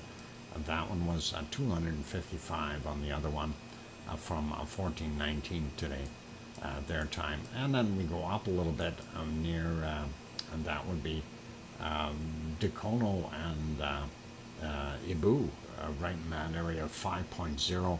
Yesterday's from 1935, 82 kilometers down. We see a brand new fresh one here, Philippines, 4.9, 64.2 kilometers down from 1503 their time. And then we zoom in, we see this one also, Philippines, from 10:01 a.m., 10 kilometers down for that 4.5, and a 4.4 also in the Philippines, 95 kilometers down from that guy, and that was 12:17 that they had him going. And then this be out near Guam here, Mariana Islands, 5.4, a little bit bigger, 10.5 kilometers down. And more quakes happening here in, let's see, in this guy, Taiwan, 4.7, 26.9 kilometers down, 14:25 was the time on that guy.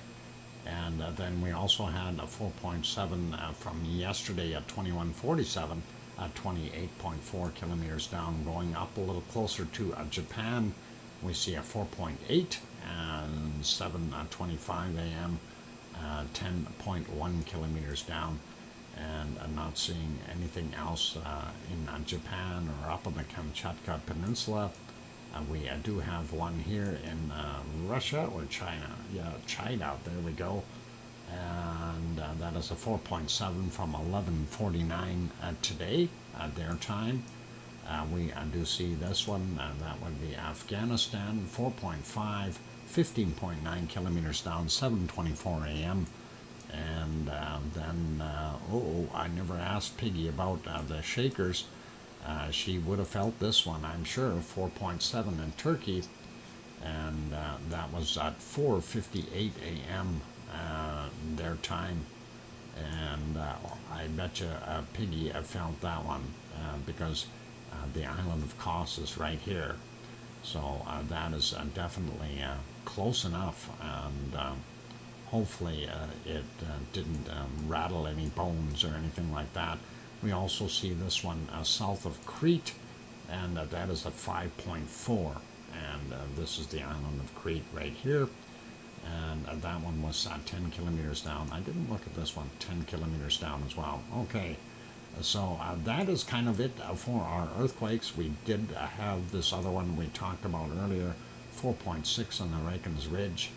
That swarm, I think, is going to ease up now, and that is pretty cool, pretty awesome.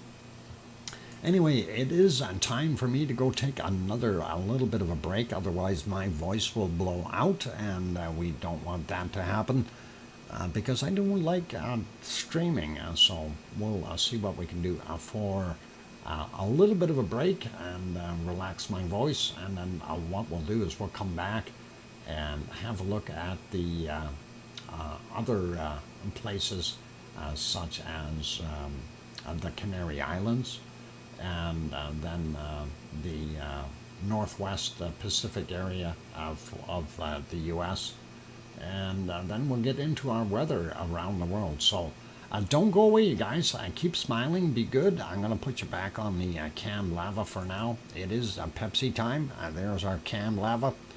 And for all those good people that are here, if you're enjoying the show, please, if you haven't hit that like button yet, help us out. We're trying to get at least over that 100 mark, which really does make a big difference.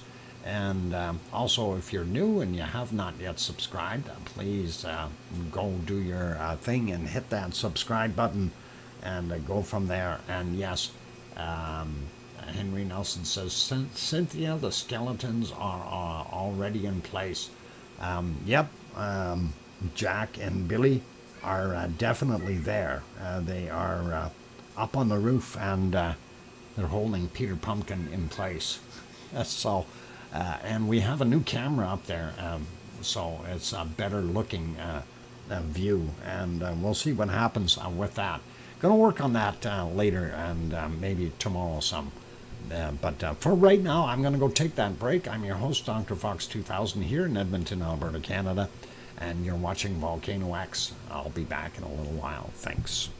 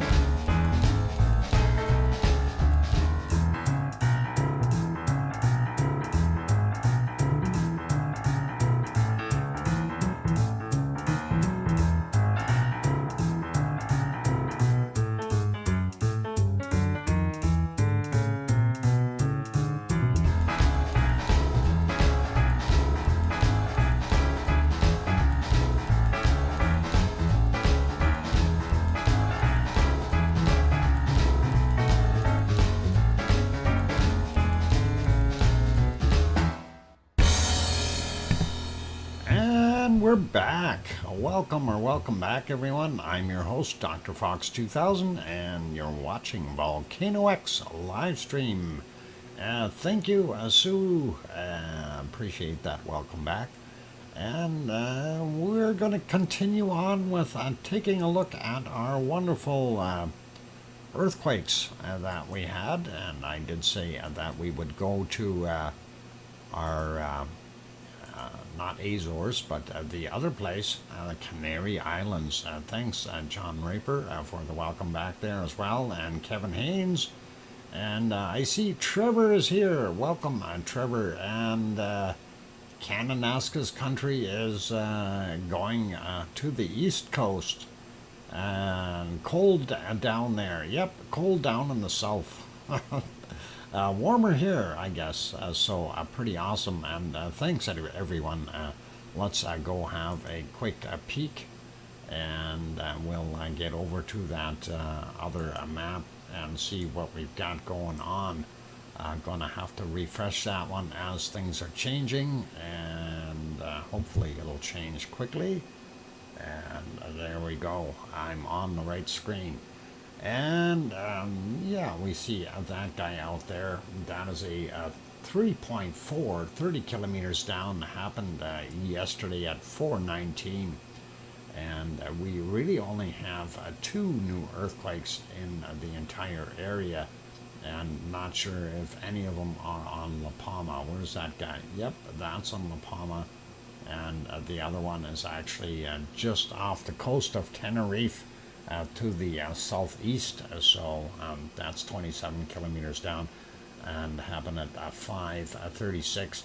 This other one at 2:58 a.m. By the way, for all those who are interested, Bushcraft Bear is back in La Palma, home sweet home, as he called it, and that is pretty awesome.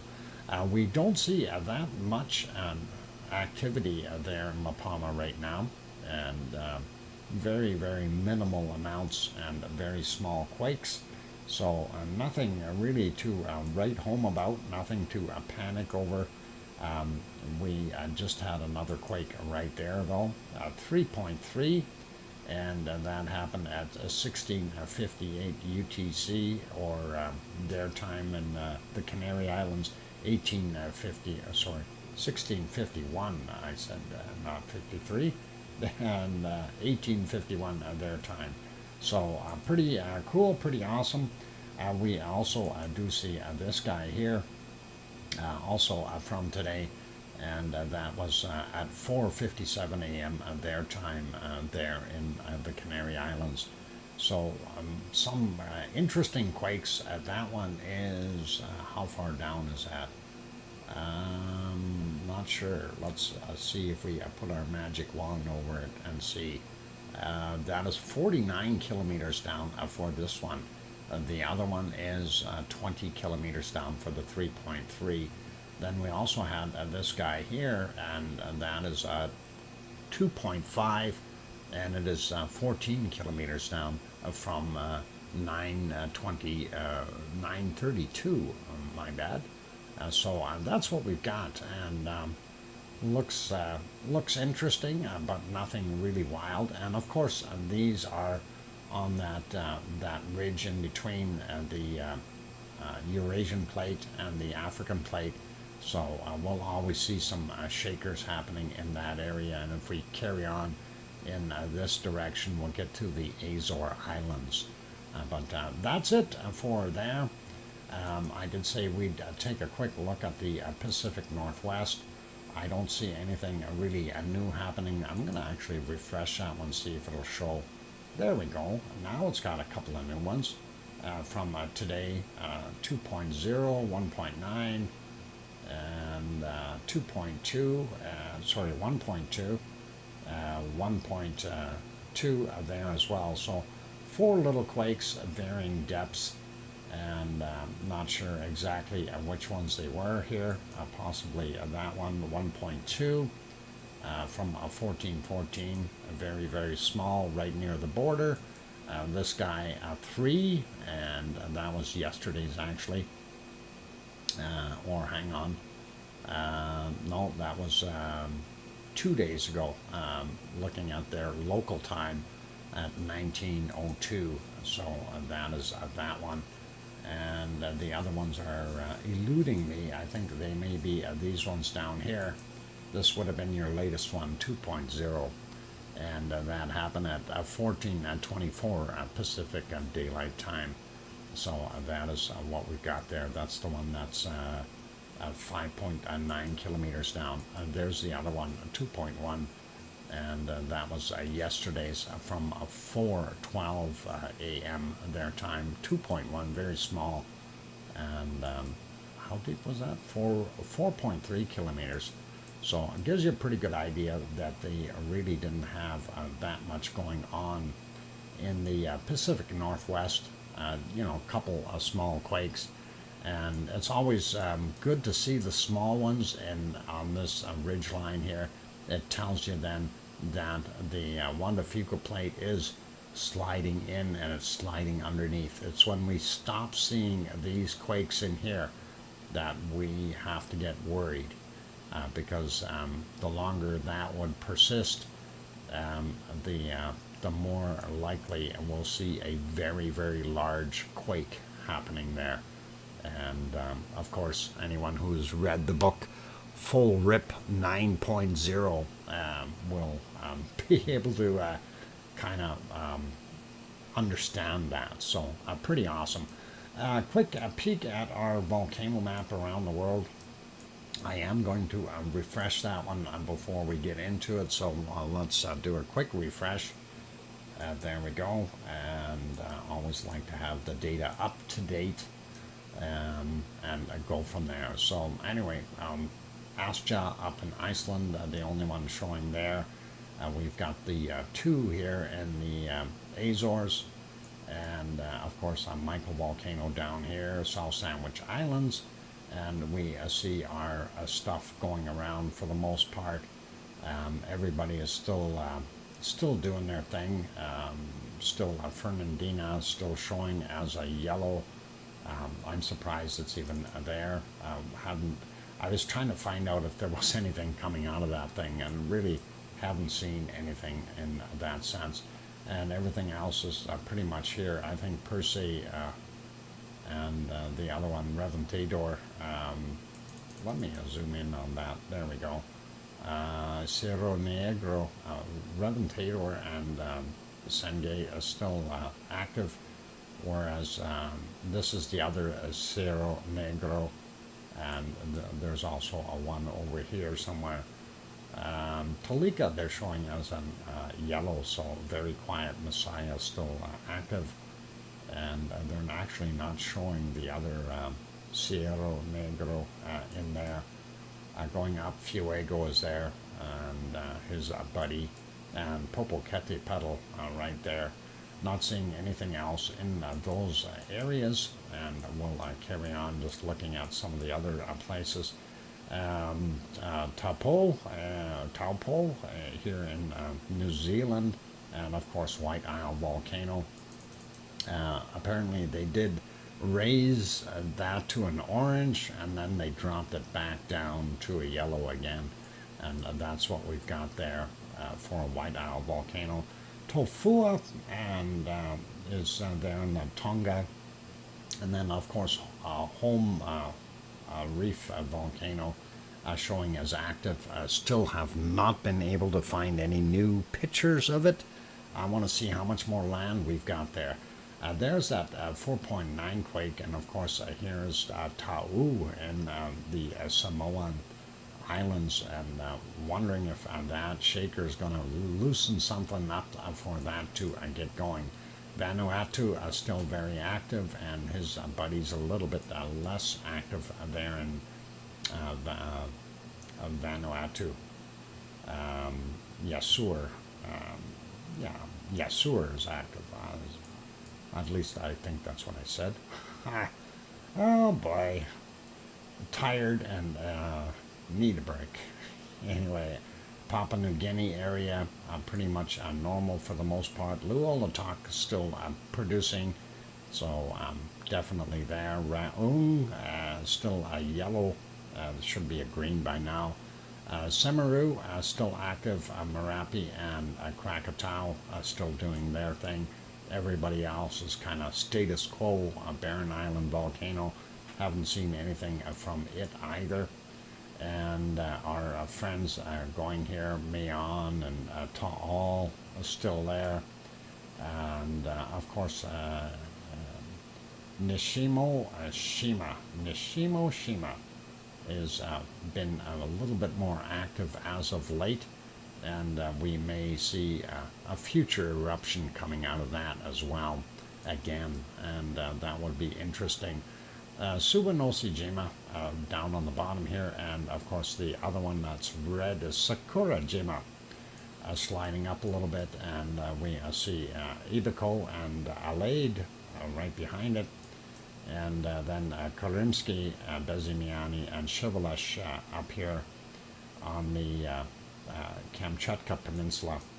A little quieter when we take a look at the Aleutian Islands. And by the way, hi, Grand Zed. Taupo volcano is under its very large caldera lake, not doing anything visible, just like grumbling apex. Uh-oh. It's grumbling. Somebody better go feed it if it's grumbling. It's hungry. That's the problem. Anyway, down here, Piton de la Formes Volcano, La Reunion Island. And we did show a picture of that, a little eruption that is going on there. Mayotte Island, or Mayotte, still not doing its thing, as well as what is it? Carthala. If I said it right. I still haven't seen anything from these either. Old Dunyo still doing its thing, and then of course we have here in DR Congo we got this guy and his buddy, and there's another one right behind it which is orange, and they're both hard names to pronounce for me, so I'm not going to try. But they also have coking plants in the area, and that will add to the SO2 that we will see on the other map there in the future. And Urtael right over here, and that one is still considered red. It is still doing its thing, so pretty awesome. And here's that quake 11 hours ago, 4.7, and Turkey, not too far away from Piggy. And then of course down here in they call it Greece, but that's the island of Crete down here, and 5.0 is what they're calling it on this map. Mount Etna is still orange, and it is still doing its thing. So, you know, if it goes to sleep, it goes to sleep. If it gets a little bit more grumbly, maybe we'll see another eruption. Who knows? Volcano and Stromboli. Stromboli is still doing its thing. Campy, of course, not doing a heck of a lot. And on that note, let's see if we can get over to our weather. Actually, going to take a look at the time. Yeah, we can do this. So let's get into the weather map real quick, and I will see if we can blow through this real quickly to end up on a few minutes here. Anyway, looking at SO2, a lot of stuff coming over from China, and it's working its way all the way over, and some of that actually got up in the northern portions of Canada, which is really wild. And we see this also flowing into the Pacific here. The airflow patterns are helping it out, but otherwise it looks pretty normal here in North America. Going into Mexico area, we see that the wind is not taking that material out to the ocean. Right now they do have some stormy stuff going on here, which is likely changing its course. Maybe we'll push it up a little bit more. We'll see what happens. and not so bad. And on the other side, where you have Cancun and Belize and those places, so doing its thing, but SO2 flowing the opposite way right there into the Caribbean. I'm not sure if that wind current is going to change, but we see this other stuff flowing back southward, and of course that will try to go all the way across the southern portions of South America here, a little bit from our what is that, Buenos Aires here, throwing the pollution, human pollution, into Uruguay, and that's kind of what we see there.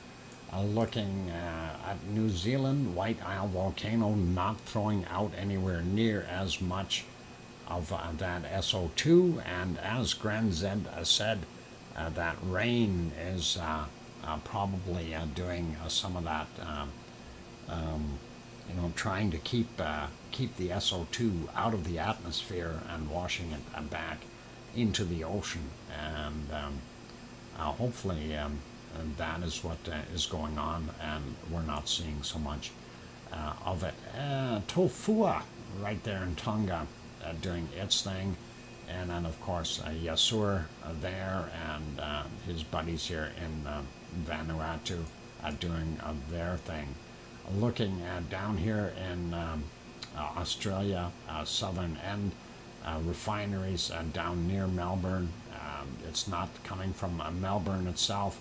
That's otherwise we'd be able to see Leo's Barbecue doing its thing, but it looks pretty awesome, and hopefully they'll ease up with the refineries.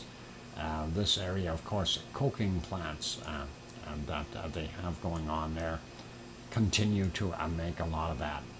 And looking at what we've got here, Papua New Guinea, not as bad, and then that'd be from Luolatok here, and then coming over, you can see where Semeru is, Merapi, and then of course a lot of human pollution, and that would include coming from Krakatau right in here.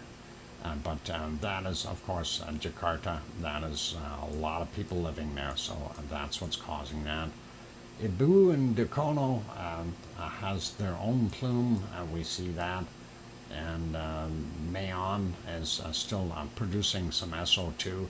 We're not seeing any SO2 or very, very little coming from our Taal volcano. And that mainly in that whole area might be people pollution.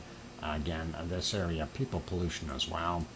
Sliding up to Taiwan, we see what's going on there. Lots of industrial stuff, and yeah, this plume, I'm a little baffled as to where that is from. We know yesterday we had Sakurajima had a lot of heavy red in that area, and I'm wondering if a lot of that has moved out and downward with some of the other stuff from China here, and that could very well be what we were seeing. And then down in the bottom end here, Sakurajima, or sorry, Suwanoshijima is making that plume. So, and again, Sakurajima would be right there, and that would be expected. But this looks like some of the stuff coming over from China, and not surprising. Going up the map a little bit here, we see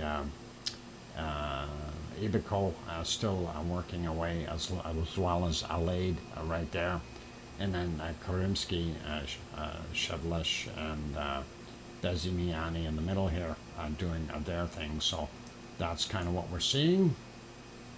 We are seeing from Reunion Island big heavy plume coming out, so lots of SO2 from that, and we'll possibly see that volcano erupting a little bit more. We do see here industrial pollution in South Africa, and here's our two in the DR Congo, as well as some coking plants working hard to make that. Eruption would be up in this area. Very difficult to differentiate between the stuff coming off of Saudi Arabia's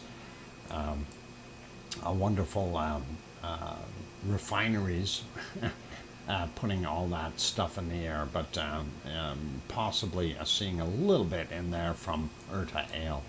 And again, these are oil refineries and the like.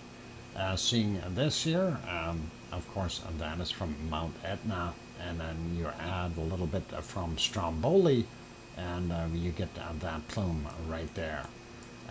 Not looking too bad in most of Europe, a little bit everywhere, but nothing too serious.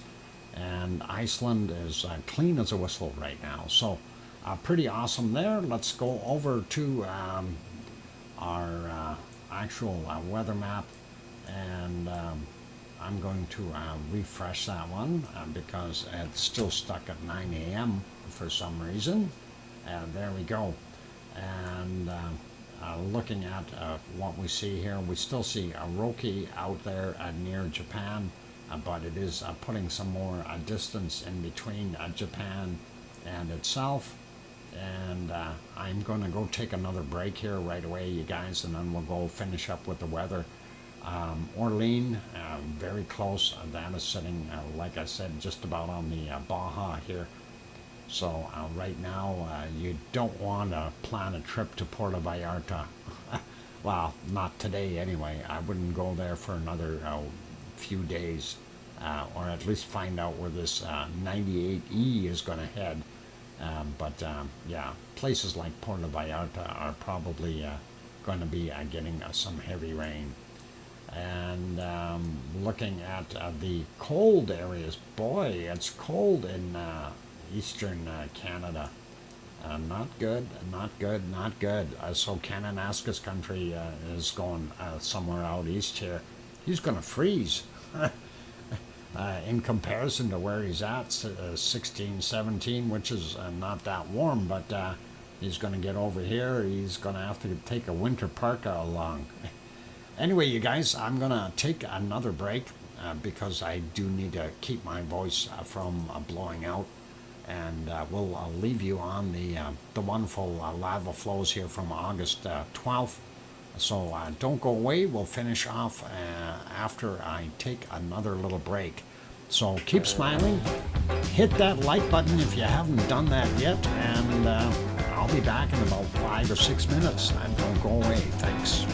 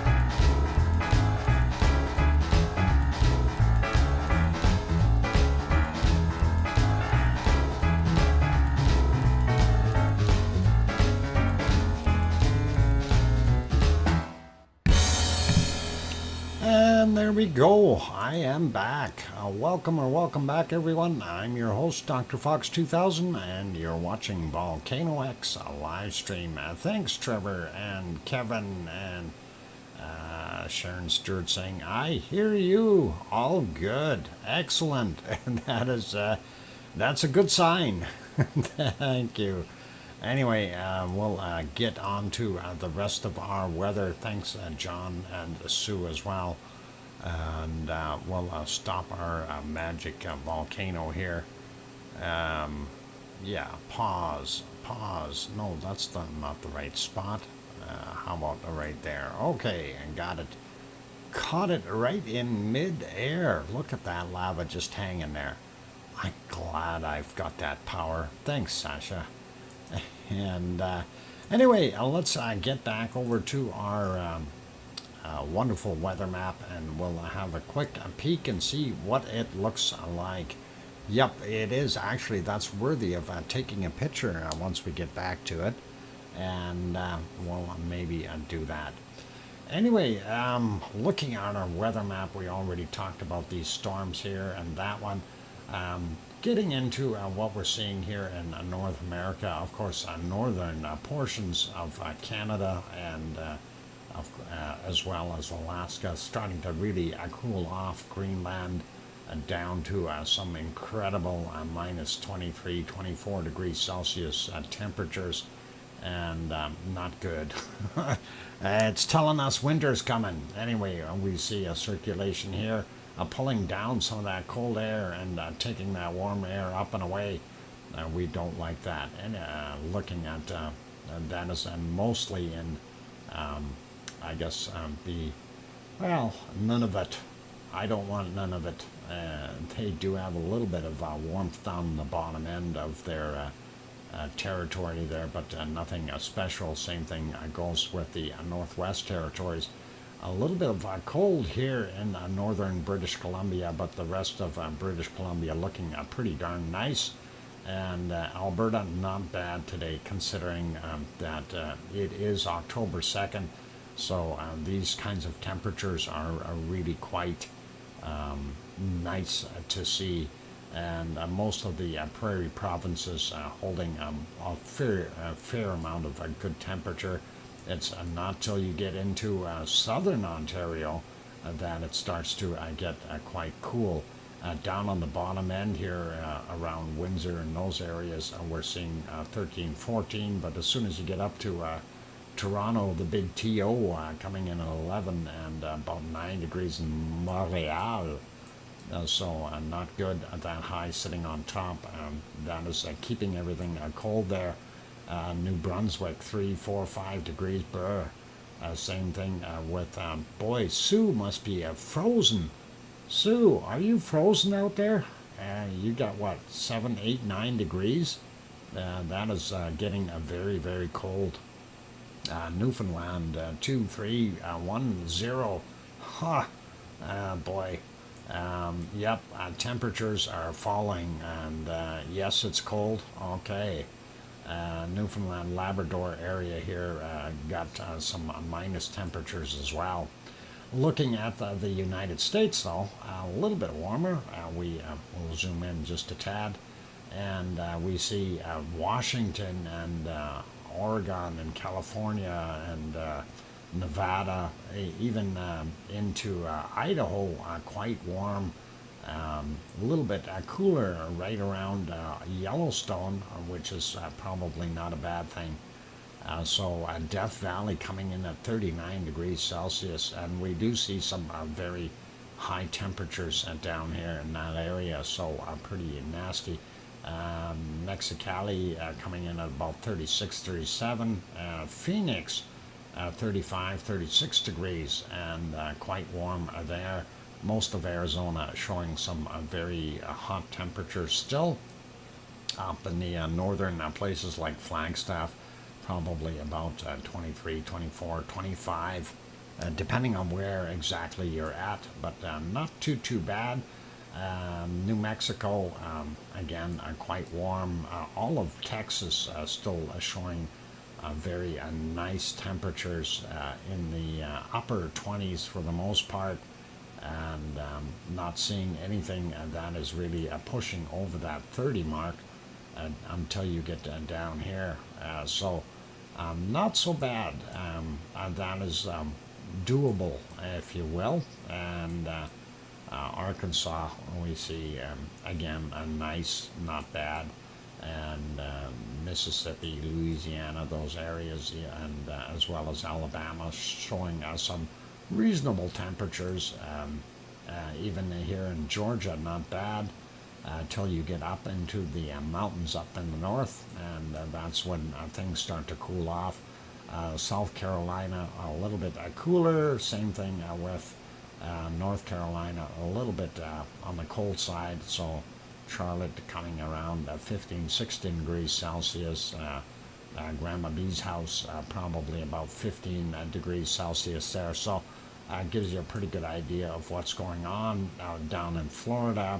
Not bad temperatures, they've warmed back up, but still not really hitting those 30s at all, and that's not too bad. We slide up though, and boy, yeah, Philadelphia, Pennsylvania cold, New York cold, and New Hampshire, Maine, getting they've got the same temperatures what Sue has out here in Nova Scotia, so not that warm. Cancun, Mexico coming in at 27 today, not hitting that 28 mark that they normally do.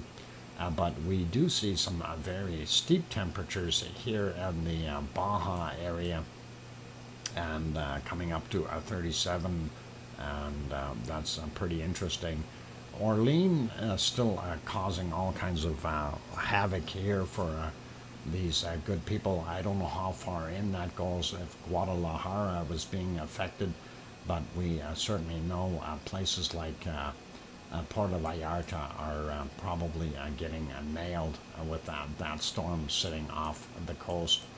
And going down Central America, we see some of the places. Nicaragua's not bad. Belize, 31 degrees in the northern portions here, so that's not so bad. But higher elevations get cooled off very quickly. Looking at Colombia, we do see some 30-degree temperatures there, but higher elevations again, very cold. And looking at Venezuela, same kind of thing. And going into Guianas and those all kind of holding around 26, 27 degrees, a little bit warmer over on this side. And then we'll see some warmer stuff in Brazil, up to about Sao Paulo, and then below that gets a little cooler, but we see that warm air is pushing in through Paraguay down into Argentina, and then there's kind of a cutoff line. Buenos Aires coming in at about 18, 19 degrees.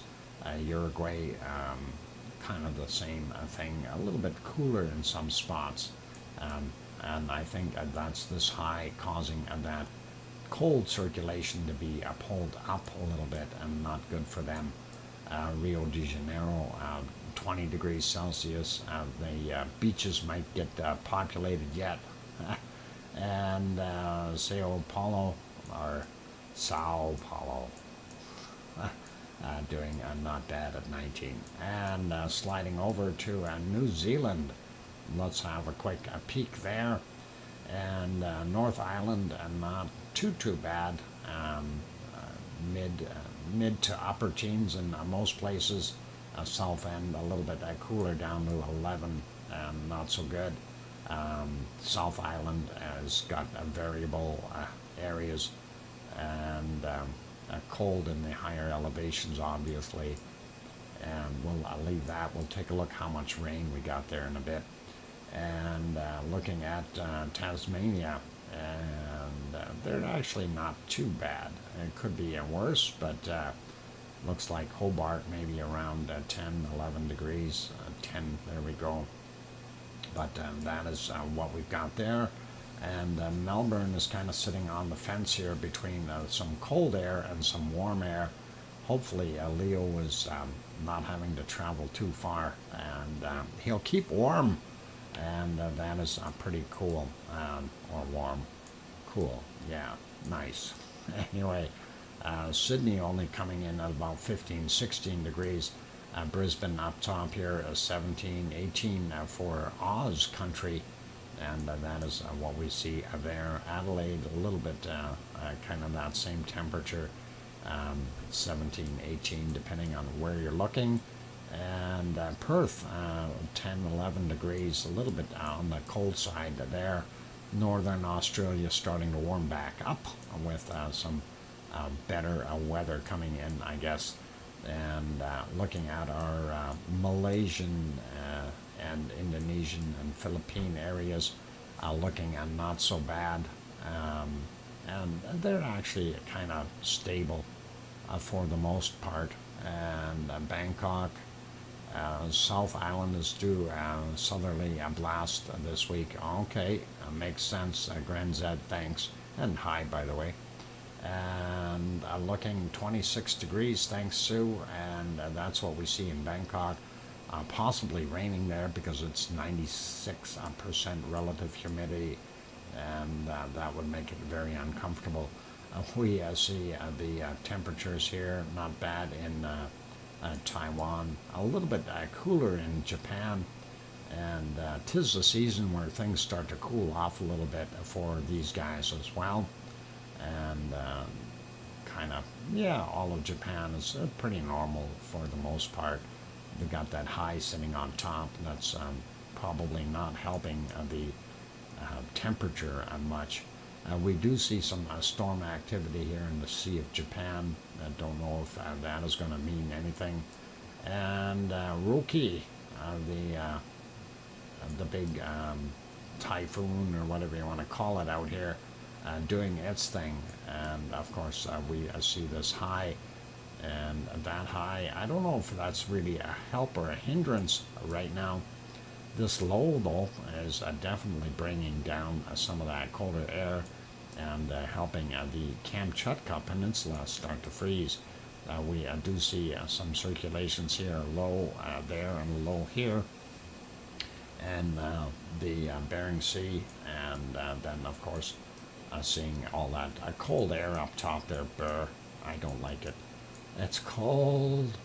Anyway, big low sitting here in the Indian Ocean, throwing all kinds of weather in for India and places like Jakarta. Anyway, I think that's, oh boy, forgot what country that is. Oh, and anyway, Bangladesh, that's the country. That's what I'm looking for. I get it. And Pakistan, not bad, except for the higher elevations, of course. Sliding over a little bit more, we see Oman and UAE still holding quite a bit of heat, same with Saudi Arabia. A little bit cooler in the top areas here of Iraq, but that is the way it is. Iran, same kind of thing. Higher elevations, a lot colder. Sliding over, let's go back down to the bottom here. And Cape Town area, a little bit cooler, 15, 16 degrees. But we are seeing that Africa is warming back up. Same thing goes for what we're seeing in... and you got to remember, these are nighttime temperatures now here for these guys. So seeing, 20 degrees Celsius for nighttime, and a little cooler on the eastern side of Madagascar. It's not very bad at all, right? And looking at the Sahara Desert, and not seeing nothing in the 40s, that's for sure. Low 30s for the most part. Looking at what we've got here in Greece and that area, we see for Piggy probably quite warm right now. That wind is coming from the north again though, which is going to change the circulation a bunch. It was coming up from the south here, from Africa before, so this may end up cooling down a little bit, and that's what we're seeing. Costs possibly about 24, 25 degrees right now. It would be in the wee hours of the morning. Same thing goes for Crete for the most part. Higher elevations in most areas here in Greece starting to cool off, but coastal areas still holding out some nice temperatures. Also a little bit cooler in Sicily, and we do see the coastal areas are still very warm. Same thing goes for Italy for the most part, and till you get up in the northern areas. Actually, even for nighttime here, Milano 17, not that bad. It's not till you get up into the Italian Alps where you really start to get a little cold, and not bad in this area. And of course, we're going to call this the New Monkland, Sardinia. Is doing its thing, holding some nice temperatures. 18, 19 degrees for nighttime is not that bad.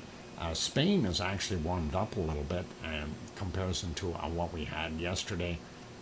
So again, for nighttime temperatures, not too bad. Bottom end of Spain, about I'd say 2/3 of the Spain to the south is looking pretty good. And even France warmed up a bunch, so that's not that bad. Bottom end is warm, top end a little bit on the cold side.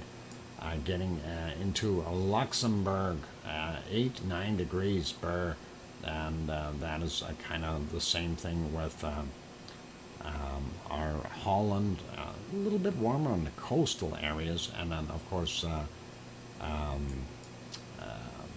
oh boy, it eludes me, starts with B. Anyway, let's get on to Germany here. They've got variable spots all over the place as far as temperatures, and it looks like actually the warmest places are in the north right now. And Belgium, thanks, Sue. It happens, and I mean, I got pretty good handle on geography, but when some of those get in there, it just sometimes the name just takes off out of my brain, and I don't know why. Yeah, what you think? Chocolate? Chocolate? No, Belgium? I don't know. I don't know about chocolate, but Germany and Denmark and those places for chocolate. I like chocolate. I like marzipan. Anyway, looking here at Norway, Sweden, and Finland. Of course, they're getting pretty cold as well. Still not bad in Stockholm, 8, 9 degrees, depending on where we are. Beer from Belgium. That I can put together. Beer in Belgium. That'll work because they both start with B. Beer, Belgium. Okay, we got it. That might work. That might work. Just think of beer, the stuff I don't drink or can't drink. I'd like to, but I can't. What? No. I know where France is. I see Paris. That's a dead giveaway. England, of course, a little cooler as well, single digits. So not so good till you get down in the bottom areas here near Perth, and that area is a little bit warmer. And current Monkland, we see about 10, 11 degrees in Ireland. So cold in Wales. Actually, looks like it's a little bit warmer up here in the top end of Scotland for right now, which is kind of weird. And let's have a peek at Iceland. And there's a nasty low there, but that low is pulling up some of that warmer air.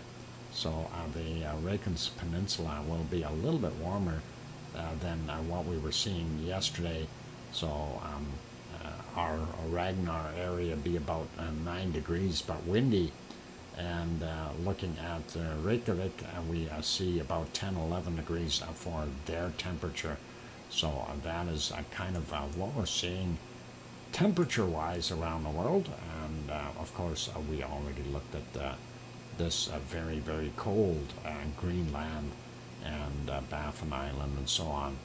And we can see the flow out of the Davis Strait here just pouring down into the Atlantic, cooling things off.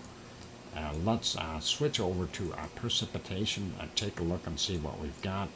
Yep, snowflakes up in the north, and Alaska and the Yukon and top end of Northwest Territories, as well as it's got snow. And then we've got over here Nunavut, we've got a storm happening, and they're going to get some more of that.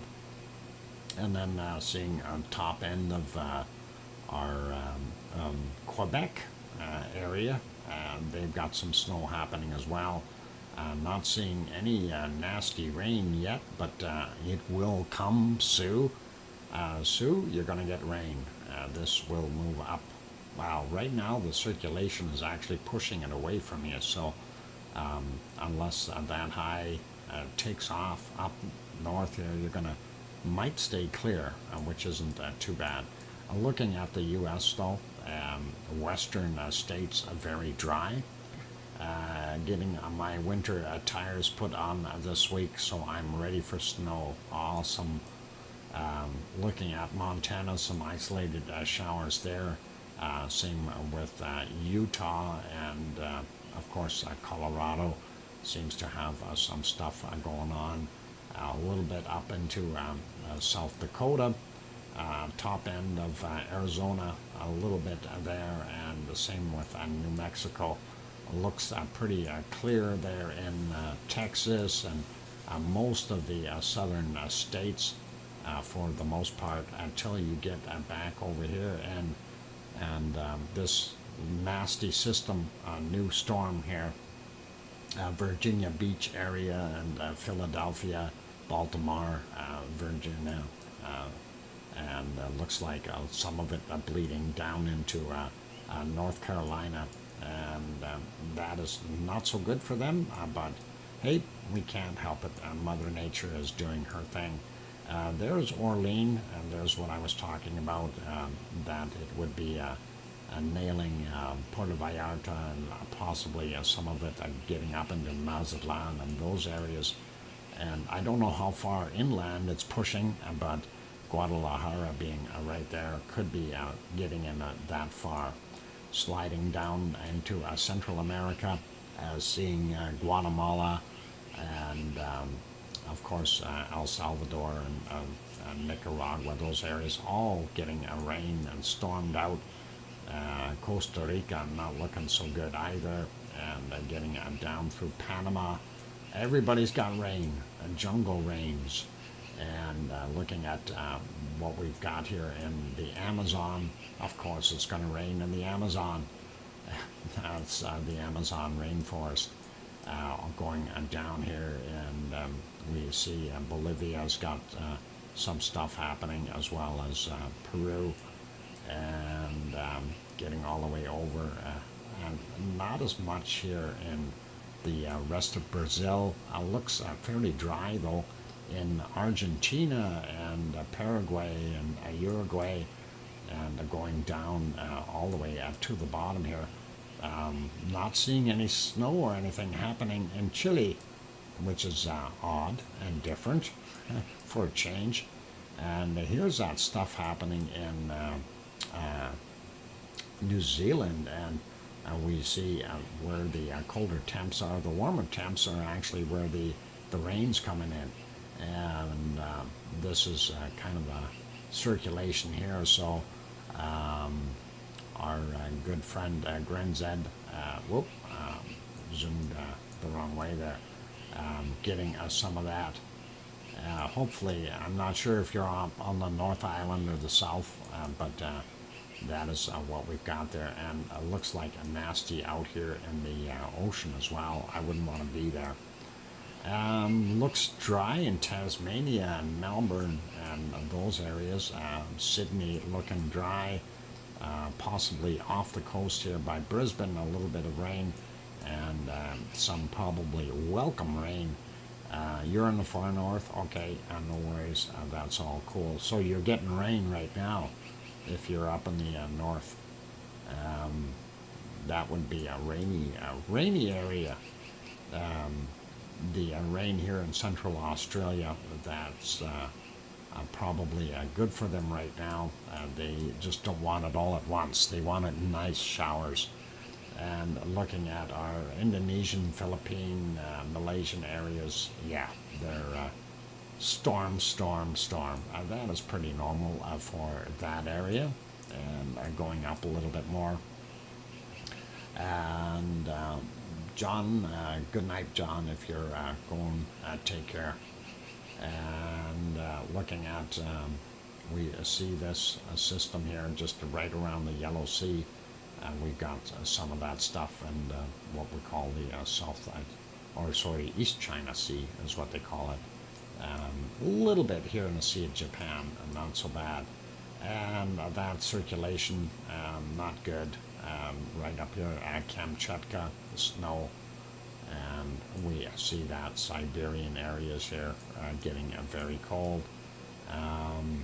Yeah, looking at this, pretty normal for this area this time of year, so not going to worry about that so much. And Central Africa, of course, we've got lots of rain happening in there as well. And looking here to see what's going to come for Piggy, and I don't see any rain coming for the island of Kos for a while yet, so hopefully they will get a few showers in there and not be so bad. Problem is they'll probably get all the rain all at the same time, and that is not good for that area. Get too deserty after that. Looking pretty dry in Spain and Portugal, most of Italy, not bad, a little bit here and there. Of course, in the Alps, we're seeing some rain. Munich, going to get some water there as well, bottom end, and we see that foggy stuff. And I just think of Belgium, beer. Okay, beer, Belgium. They got fog. You're going to have to drink your beer in the fog. And of course, most of Germany, not bad. And this is right over Yvonne Kunkel's house, and it's raining there because her lawn wasn't working, wasn't growing. It's going to give her more rain. Looking at very foggy here in Sweden. Some rain in Norway along the coast, down on the bottom, not so bad. And a little bit of rain up in the north part of Finland as well. And you don't want to be in Iceland right now. And this is what we're seeing.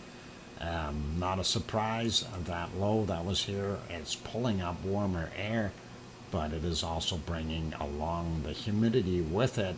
And that is what we've got, some ice and snow, freezing rain out here in the Katla and Grimsvatn area, up in the ice fields, and that's what we've got going on.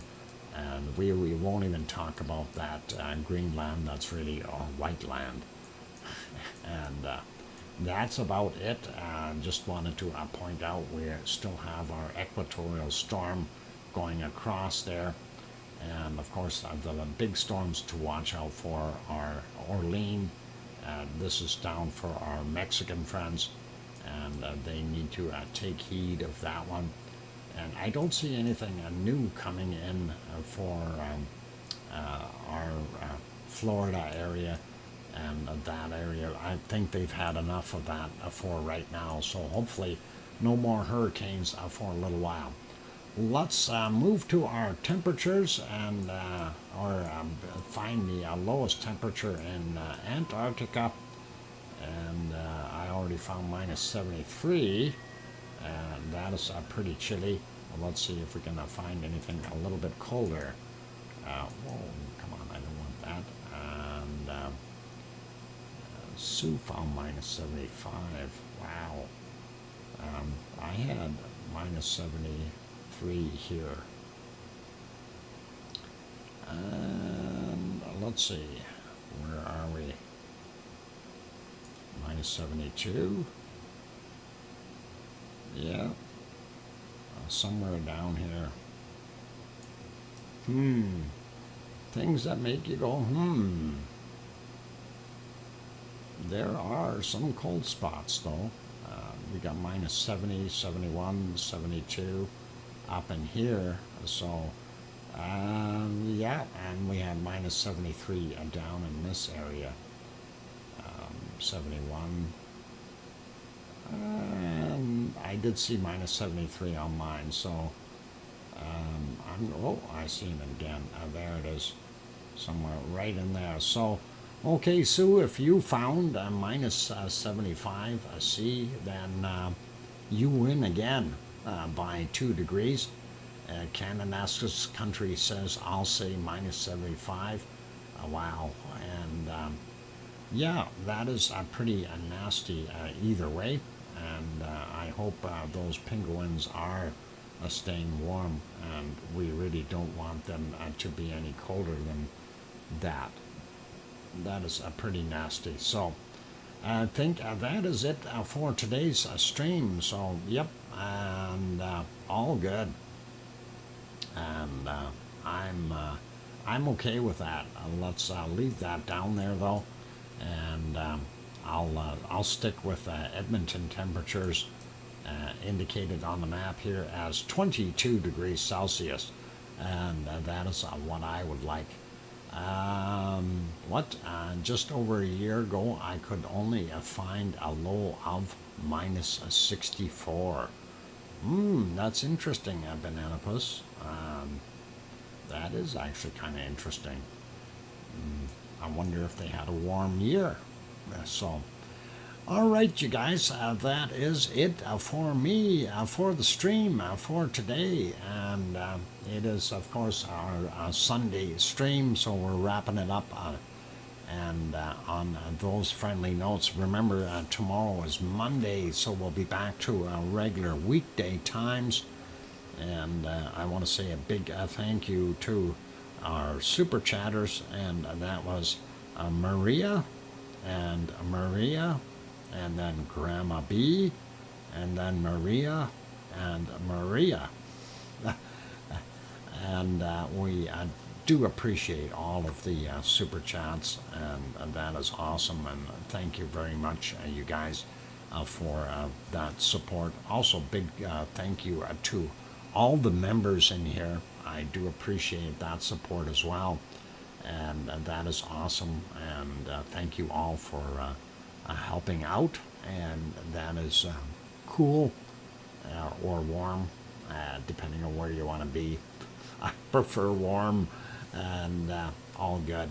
So on those friendly notes, also a big thanks to Arizona Snowman and Piggy, and Piggy, of course, our thoughts are with you, and heart goes out to you. We know it's been a big loss, and it's going to take some time for you to get over everything. So hang in there, be strong, and hang in.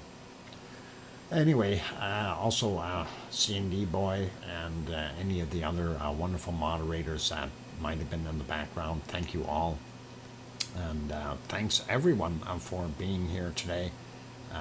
Of course, you're all part of that wonderful lava family, and we appreciate each and every one of you.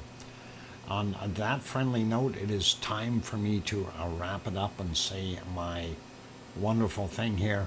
Please, please make sure that you tell your loved ones that you love them tonight, for tomorrow is never promised. I'm your host, DrFox2000, here in Edmonton, Alberta, Canada, and we'll see everyone tomorrow night. Take care, my friends. Oink, oink.